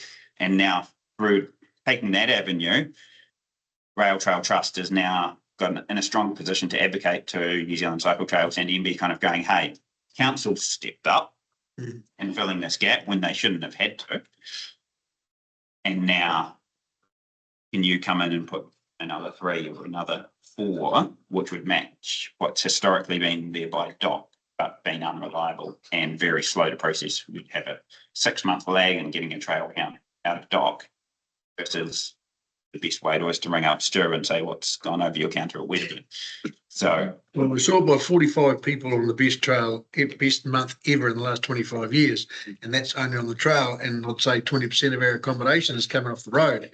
So you'd argue it's absolutely starting to build, and you just see that in road traffic numbers. Certainly, the other took the business meeting in Ranfurly. You know, the Richard Smiths are the busiest months I've ever had, and high, low, and all that sort of stuff. Low, high, I should say. And that's how we take the data into consideration and how we're going to continue with our workflows going forward, isn't it? And that's probably that risk and opportunity area that we need to keep working on. That's that. Is there any more questions? Thank you. Sure. Guys. Thank you. Appreciate it. And next up, we have Emma with the library, joined by David. Yeah, I'll join. Go on, then. Here we go. Who's ready? Story. Yeah, story time. Please. Here we go. Read us a book. Things. Read us a book, Jack. While Emma's setting up, I'll kick off, eh? Now, I'm not wearing pink just because I look good in it. It's actually part of the library rebrand that we did a couple of years ago. You can kind of see it coming up there. Probably next week. I'd say 2.5, 3 years ago, we sort of looked at our libraries that have expanded at a pretty good rate of knots. And some of the numbers that you'll see here, the guys just talking about social infrastructure, over the last 3 years, we've seen about a 30% growth in our libraries across our district and the use of them. And so we have done a fair bit over the last 3 years just to reset the foundation of our libraries. We've put in RFID that was funded through Better Off. Oh. You guys hand those out. Or wait, I would like just one each. It's not talking on the slide. Okay, take the slides. Yeah, I've just gone rogue, Wayne. You're on the schedule. Back to slide 1. You not get one, Charlie. Charlie. Get the game, mate. Get the game, Charlie. That's usually me. You people from Cromwell, are you having rules? Easy boy. No, that's about. Right, I'll start from the top. Who's ready? Yeah, that's better. That's better focus. Yeah, there's Sarah. So probably about 3 years ago, we started a little bit of an iteration of our libraries, and that was thanks to some better off funding back in the day, sort of during that COVID time and stuff. And really, we wanted to bring our libraries up to probably a bit of a national standard. They were a little bit underfunded and under-resourced. And so we did things like we renovated our library in Alexandra. That was about 1.2 million, all sort of fully externally funded. We implemented RFID, which is the very simple sort of tagging in, tagging out system we have to hire out books. We put in a new website. We just evolved our branding a little bit to incorporate some of the pink and some of the colours that you'll see. And then we looked at, I guess, our overall structure of our libraries. They're a fairly traditional library structure, and we changed that to have things like a digital librarian. We created a library manager's position, which is Emma's role. Emma's been with us for 6 months. We sort of looked at we had a few people retiring, so we looked at our collection management resource, and then we looked at our learning resource and just how we sort of operating our overall libraries. Until this year, we haven't increased our library resource from a personnel point of view for about 10 years. They've been worked pretty hard, and you'll see some of the numbers. Emma's going to go through some of that. And then this year, we implemented a digital libraries manager and an events library learning coordinator, thank you. And then also we've sort of evolved the collection management role that we have as well. So we're in a really good place now, and given our libraries have evolved so much in the last few years, now's a really good time to be able to reset ourselves and understand what the next sort of 10 to 20 years looks like. And the previous council put a little bit of money in the LTP for us to build this library strategy. So we're in the very early days of it, and it's about getting you guys across it, seeing what some of it looks like, how it's starting to come together, and some of the awesome stuff that Emma brings us. And there's a wee bit of a story. When I was interviewing Emma, she asked me what is the one thing that we need, and I was like, the library strategy. And that's pretty much the whole brief you got from me, wasn't it? And so here we are today, partway through that. So, and I think just talking a little bit about social infrastructure, you'll see a little bit today about how we've got a small but really hard-working team. It is one of the last places that you can go for free without any judgment or anything, spend as long as you need in a place. And I think libraries place a really important part in our community. We have over about 130,000 people through our doors every year, and that's just continuing to grow north. So I'll hand over to you to take it on. Kia ora koutou katoa. Nice to see you again.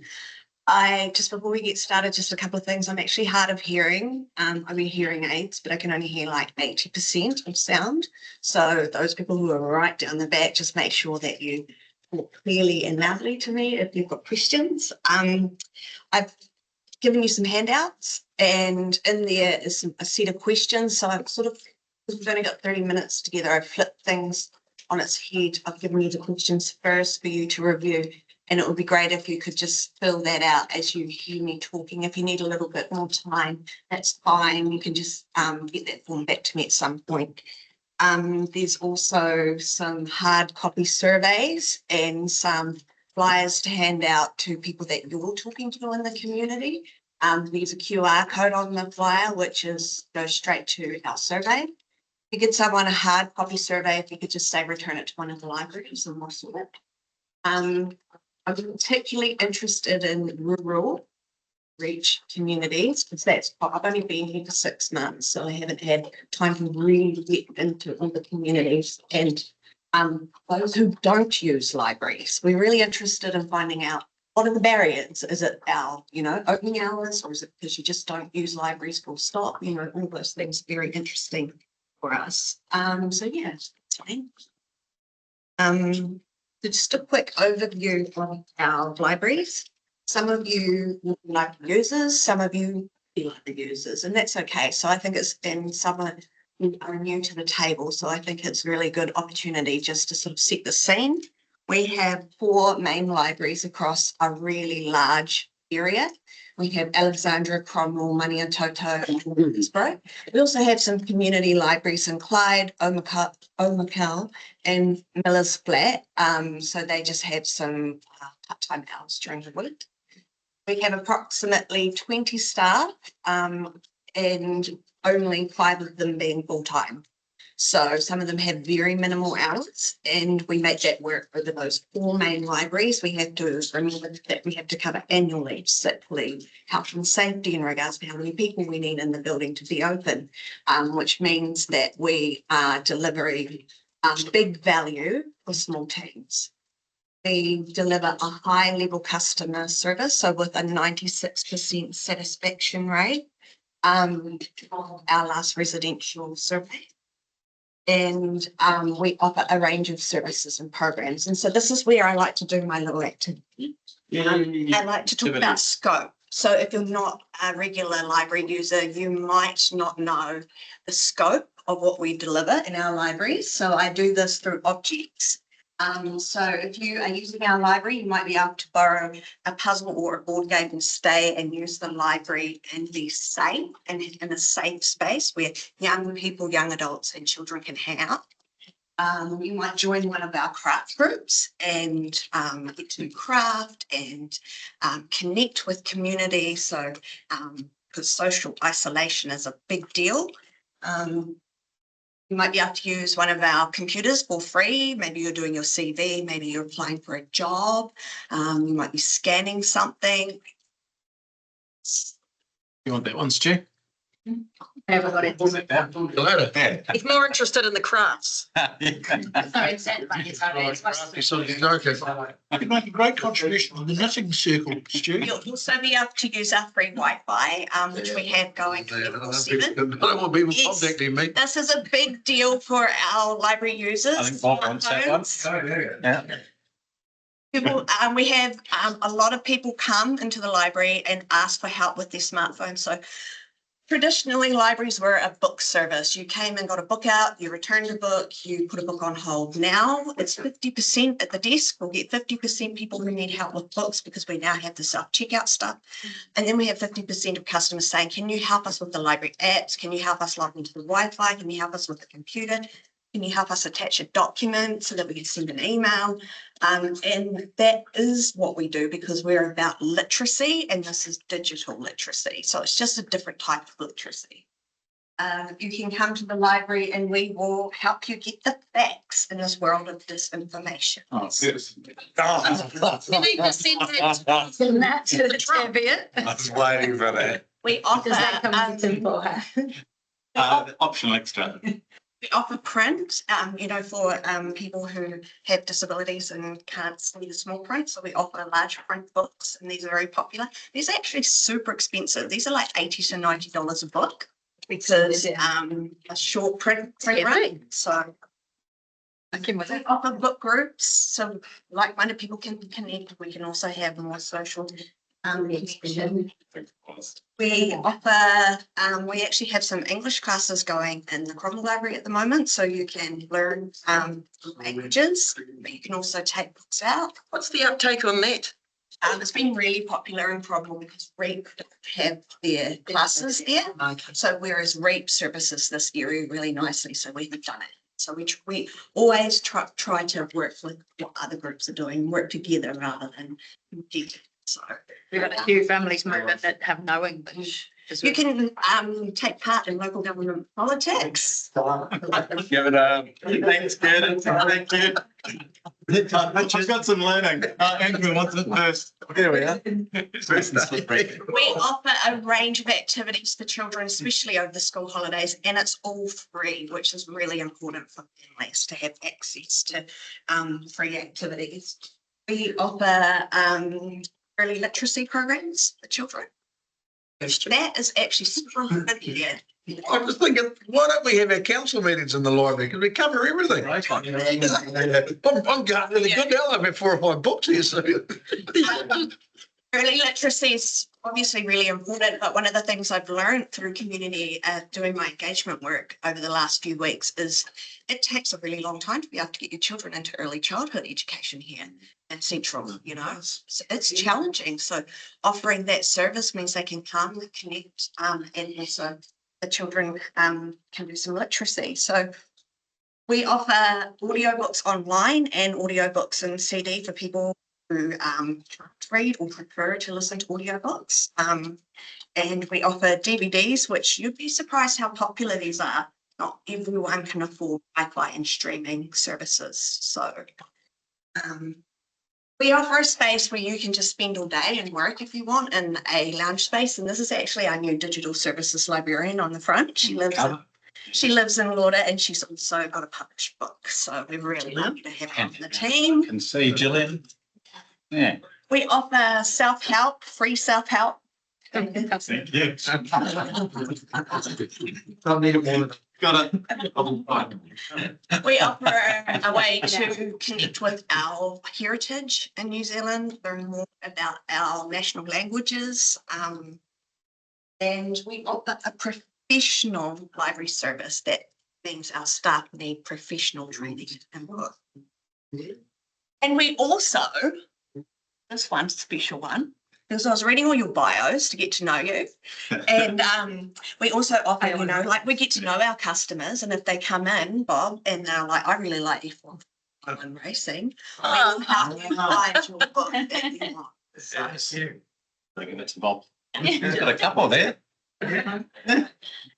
So I like to do this activity because it is actually quite hard for councillors to understand the scope of what we offer, especially if you're not in and out of our buildings all the time.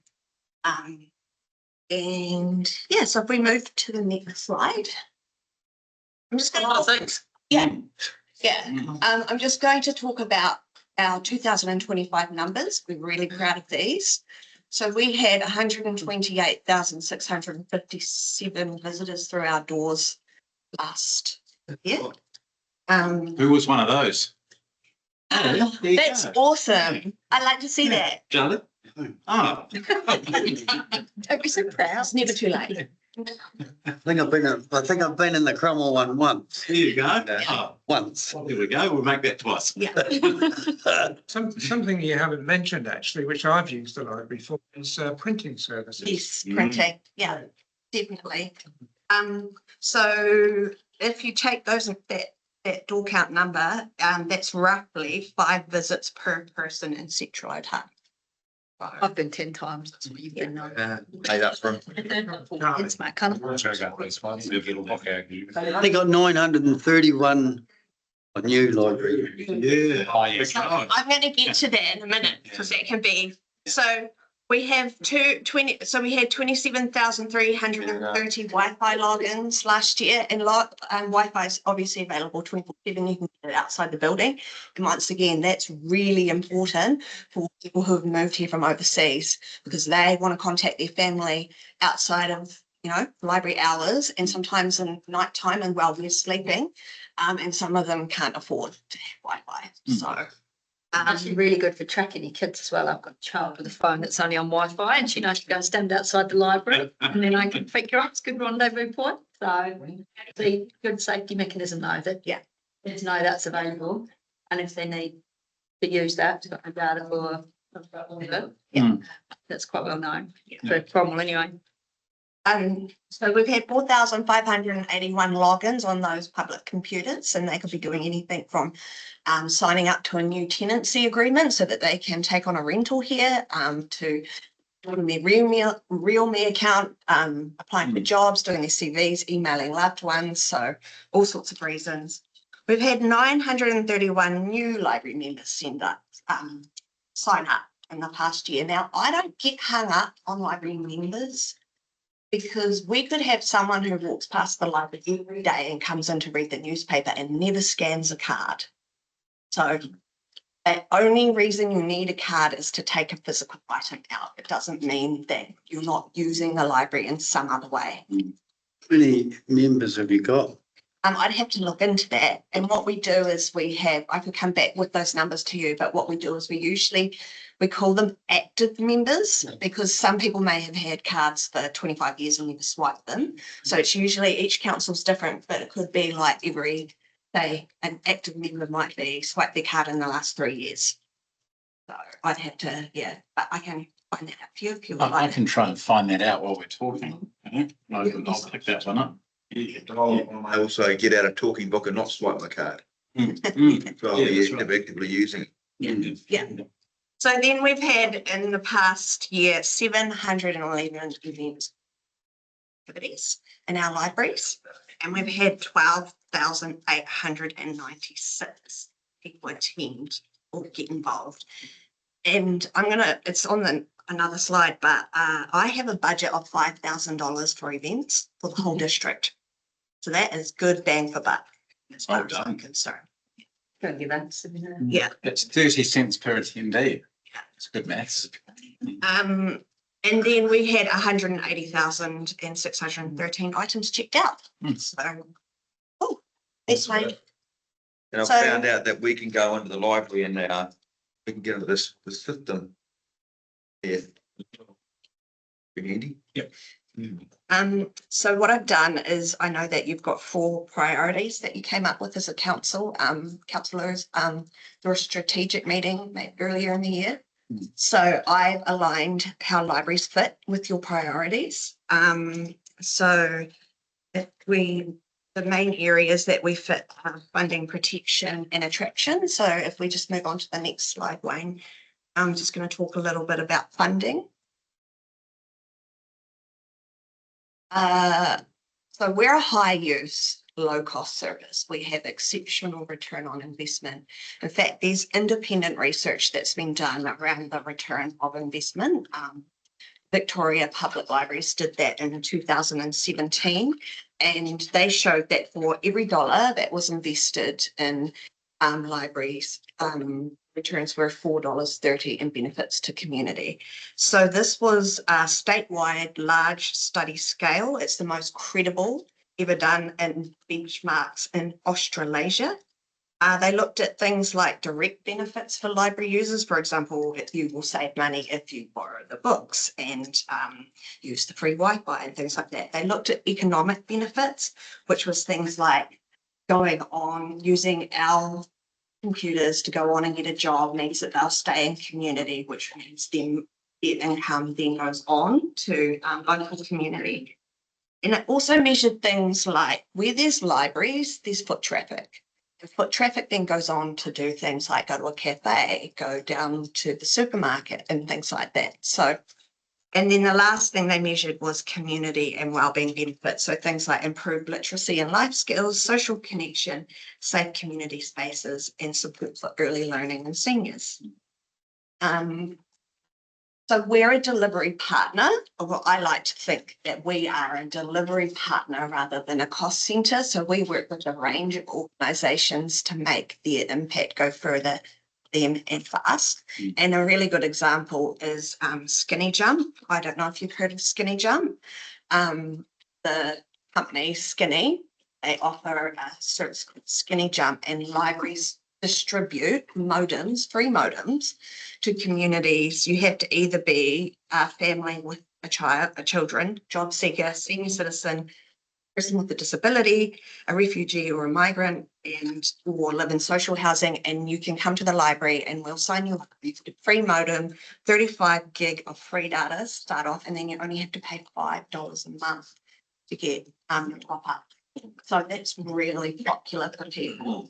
Now, we can't afford to do that, and Skinny Jump needed a partner that would do it on their behalf.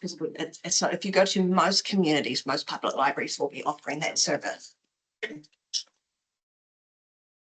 We serve thousands of community members annually for a fraction of operating costs, and we provide a universal access. Everyone is welcome, and it prevents downstream costs such as social isolation. And then just a little comment there about my email. Yeah, thanks. Your skinny budget. Play on words. Yeah, transparent, aren't we? So protection, libraries protect community identity and connection as growth accelerates. And you've talked about that in your priorities about connecting, protecting your identity. So we do that very well. Obviously, we're a place where people, we preserve local stories and heritage, and we celebrate and recognise cultures who have moved to the area. So something that we had happened recently is there was a customer out in Maniatoto who bought us this amazing stack of digitised. They'd done all the hard work and got the digitisation paid for of newspaper articles that a local woman had been collecting since the 60s. And they had been sitting at the local hospital and everyone had been touching them and they were getting damaged. So they went and found the funding, got it digitised. Now we have catalogued that in our library and it's accessible for any community member to come have a look at. So yes, so there's just another way look at some other things that we do to provide protection. And the last one is attraction. So we make Central Otago a place people want to stay. So we're not just about being workable, we're about being livable. People don't just choose places just based on jobs. They come here for other things around it, and libraries are a big part of that. And that last bullet point, if we want strong, diverse workers, families and industries, we need strong social infrastructure, and libraries play their part in creating strong social infrastructure. Now we're going to move on to the strategy. You will all know quite a bit about strategy because people like myself present to you all the time. So it's time now to put a plan in place, especially with the community growing. So the strategy will help us decide what we prioritise, how we deliver it, and where investment is needed. The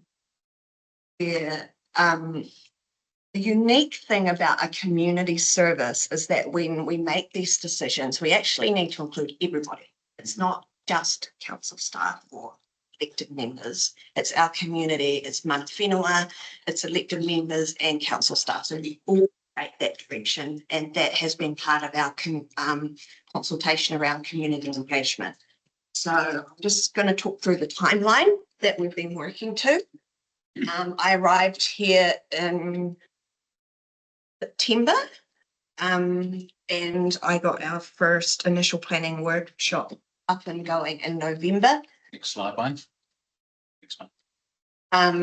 And that was internal council staff stakeholders that needed to know what was happening and what was coming up.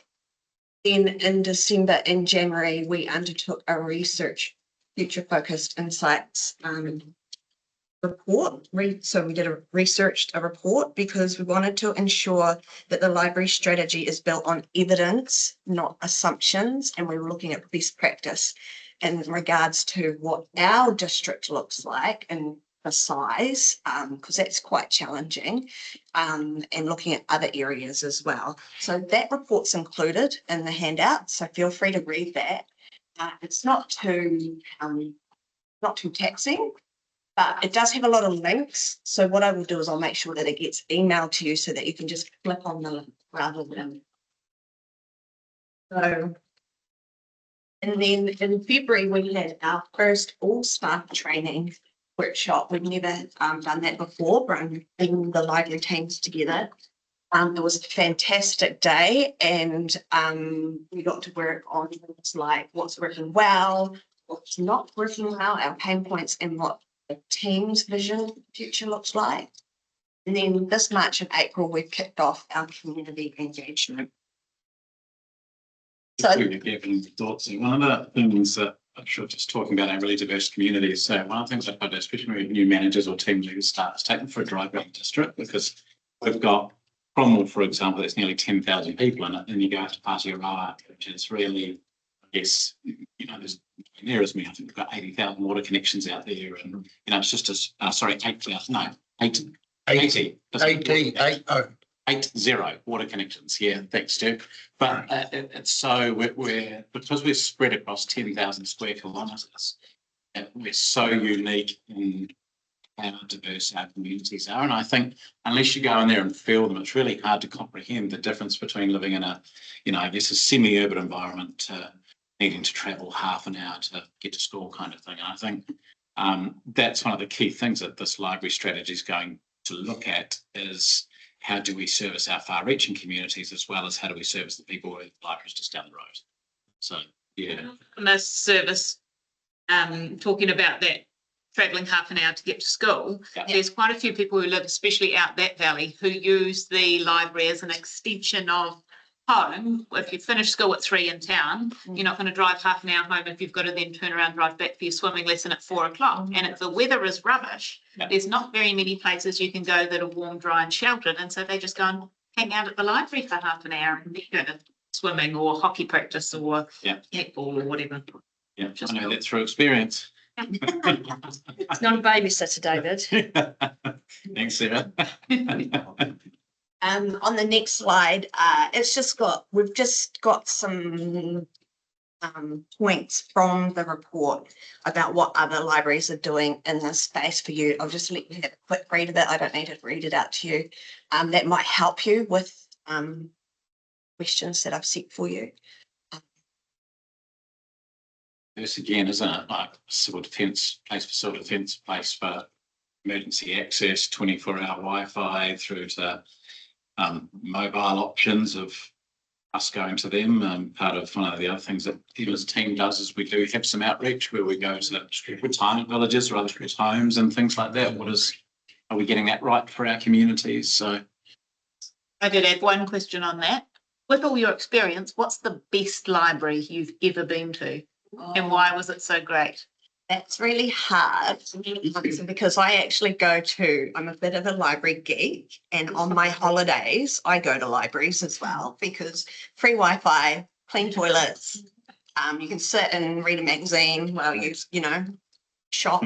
Why wouldn't you want to go and use a library? So, gosh, I think, I want to say something like the City Christchurch one, like that's amazing, right? It's got that cafe in it. But actually, the one that probably speaks to my heart is the library up in Kawakawa. It was built probably about 6 or 5 years ago in a community that's not used to having things like that. They built it around, I don't know the name of the artist, but he does the cool toilets with the tiles and stuff.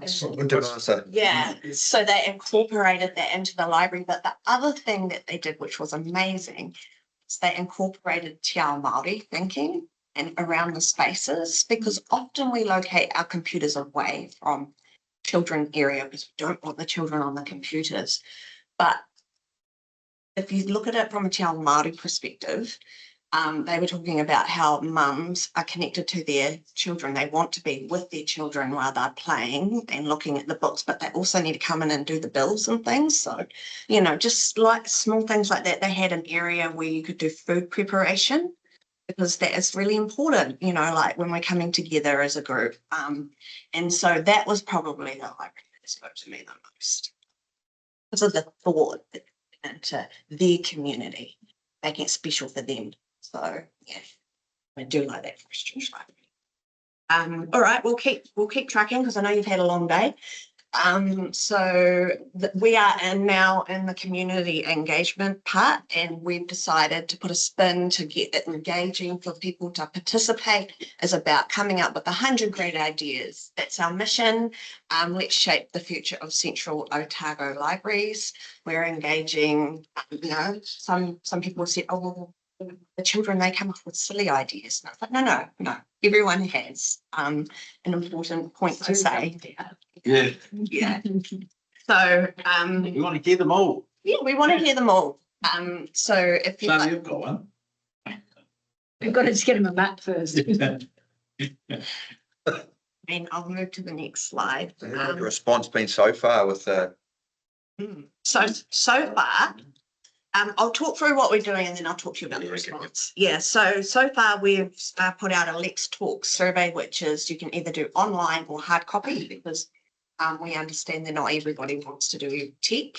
And we also have just put it on our library app. So if you are talking to someone or you have a library app, you just open it up and say, just fill that out there.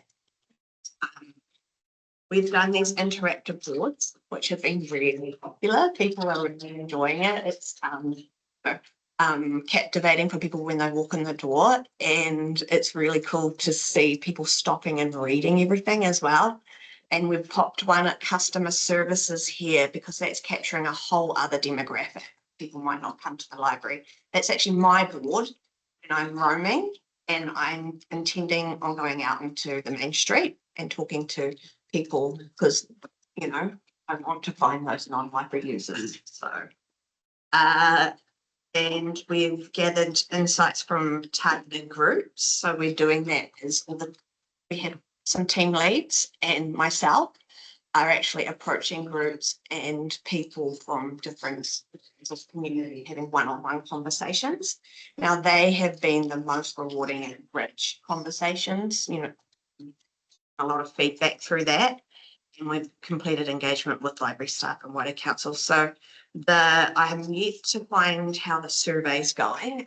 The staff member's been on leave from comms team, but the post-it note thing has been very popular.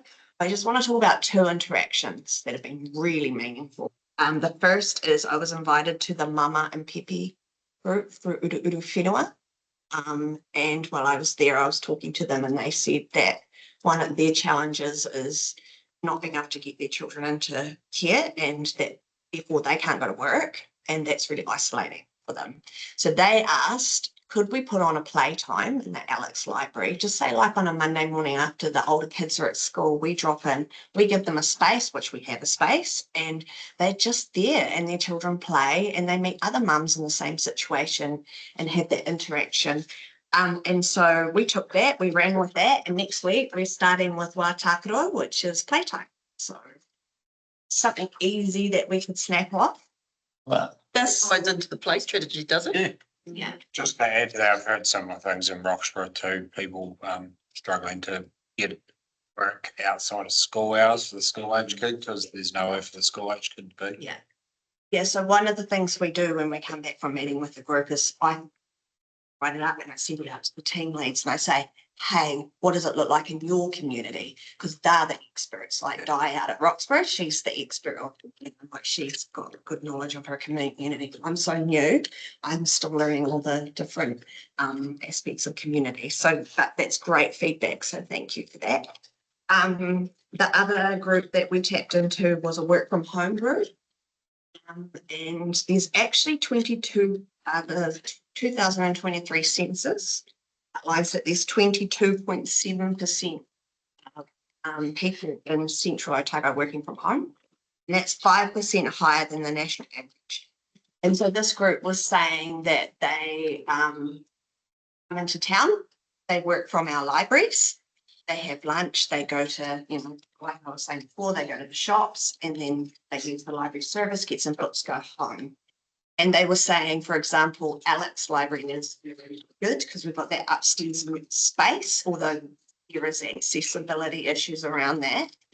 But Cromwell is just always packed and there's never anywhere that so yes, that's how that's going. And that is my last slide, but the next slide is stats. Okay, so I've got some stats here. Your active users. Yep. What question did you ask her? Let's see. Oh, yes. How many members? How many active and inactive members?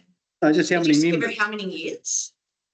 No, so what we've got there is about 10,000 active members. And to be active, it's using your card within a 24-hour period, and then 3,000 inactive. So you'd think probably somewhere around about 14,000. 24 months. There you go. Yeah. And so just seeing at that growth number, you know, we had 900 new members growing at, you know, close to 10%. Pretty good rate, you know. So, and I guess sort of similar to our growing community, it's coming on pretty quite. Yeah. Services that we use. So yeah, so that's me in a nutshell. thank you so much for listening. I would love your feedback on those questions though, because that will help with our engagement with elected members and strategy together. Oh, and if you've got any questions. Yeah, I got a question that I'm gobsmacked by the numbers. I knew they were really good the last few years. And have we not got a library strategy at the moment? We've never had a formal library strategy like that. Yeah, I wonder that. So the thing is that why don't you just replicate what you're doing as your part of your strategy until it changes? Because the work that's being done, to be fair, is fantastic. The only issue going forward is will it, like Wellington, people are nearly living in the libraries. Have we got an issue that because it's such a good use facility and it's warm and all those wonderful things that it becomes used for other than the intent and purpose of it? I think that's partly you've sort of answered the question why the library strategy, because we're so as more things are coming on, we're sort of getting broader and broader. We've had strategies of what we're trying to achieve as a library, but just looking this far out in the community that we're in. That's sort of what we need to look at, because I just know one example about 12 or 18 months ago, a power company said that they're going to only online digital invoicing, no more posted invoices. And I know that the team got quite a pick up in setting up people's email accounts, especially old people who didn't have emails. And so the challenges that we're having, sort of almost that compulsory help that's coming along for us as well. We just have to understand what the pressures are as well, so that when we do come to this table and we're going, hey, look, we've grown by 30% in 3 years. These are the key areas. This is how we need to fund it. And I think we're also going to it'll help us to make good prioritisation decisions about the next few years as well. How do we reach out to those far communities, but also making sure that we're sort of, doing the best bang for buck. Need to reach out to the far community as much from the user facilities as much as they are, because they will tell you. And the last involvement I had in the library was deciding whether the school was going to be a part of it, who was going to fund the library in Ranfurly. So now we've got those things out, they do use them. And the only thing I would suggest, if you can make a really short, quick strategy before we make a decision on the Roxburgh Entertainment Centre. Oh, yeah. We're on that. You know what I mean? Like, I'd like to see how, because if you're going to look at the building, maybe how a new building might look. That's one of the considerations. It's one of the things we consider. Yeah, but I want to see that be a really quick, look at the library's done here and what we do in this facility. And the other thing to look at too is when we do the Cromwell Town Centre, because the library at the moment is always packed. It's always busy. We need to look at, needs to be a bigger space. And that's probably where, so for me, I envision there'll be a strategy with some main pillars. One of it will be around infrastructure. The only library that has a meeting room is Roxburgh. Is what? Roxburgh. Meeting room. Meeting room, all right. Yeah. So we've got no breakout spaces in our libraries.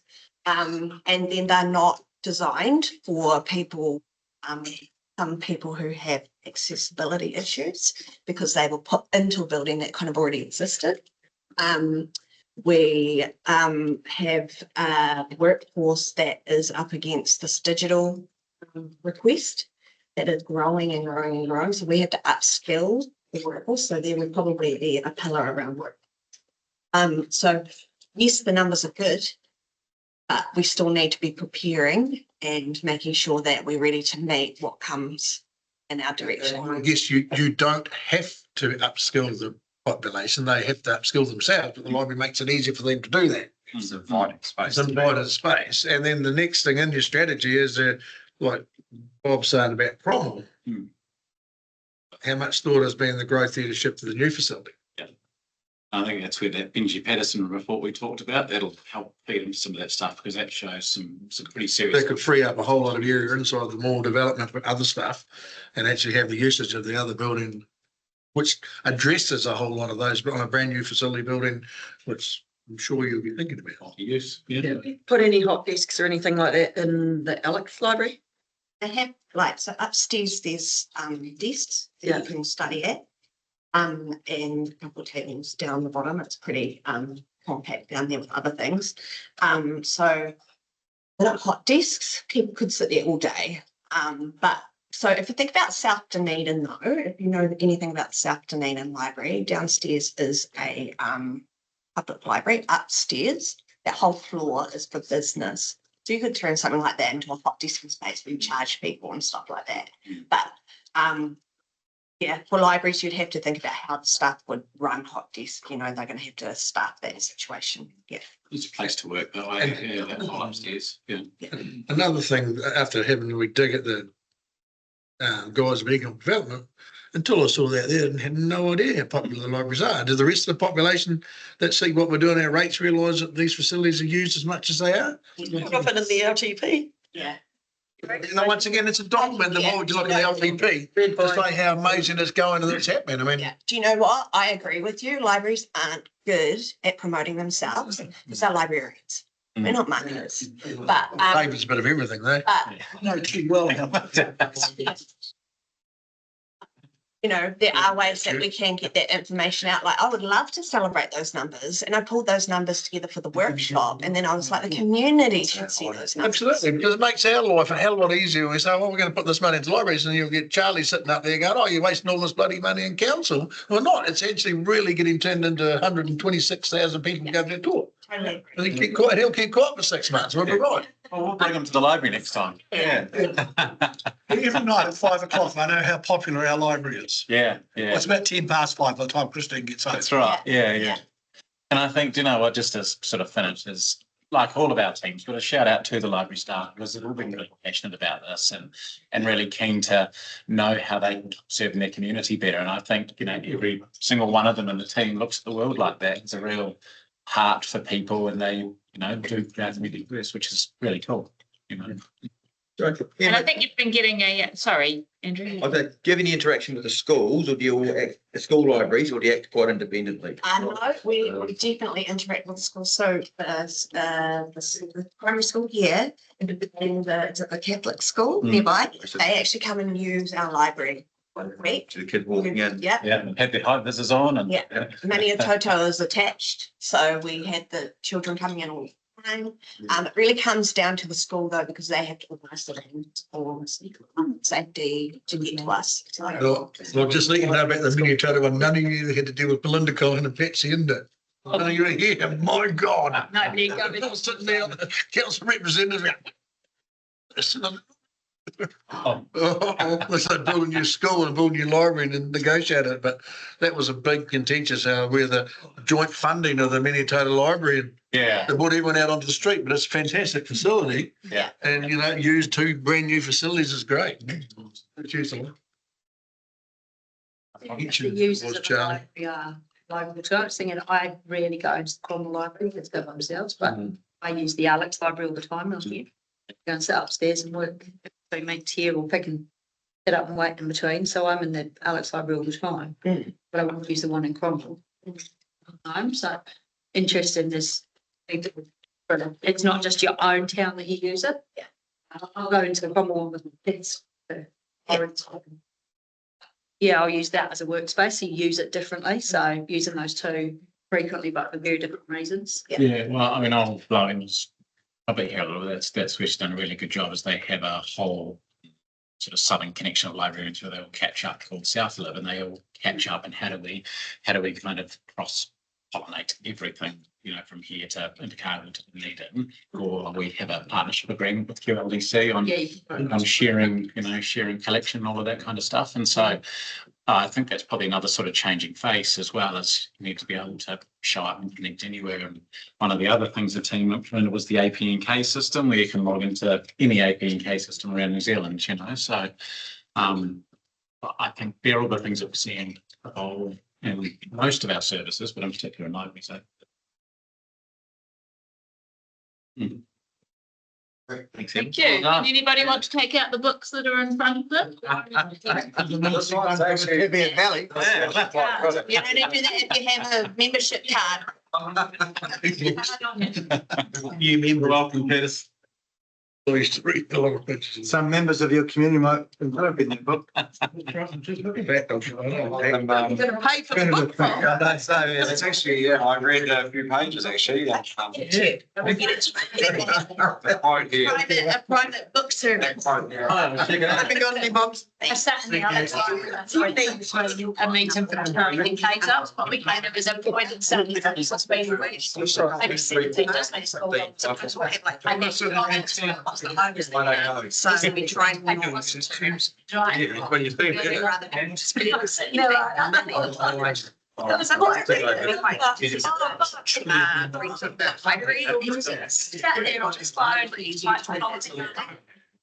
Do you ever do a Guys, so that I can turn off the computer of live streaming. Don't forget to fill these out and drop them back to your local library. Yes. Hand out any of the forms, and anybody got any final questions for David? Thanks, guys. Directors. Yeah. We'll see you all Friday. Yes. Yep.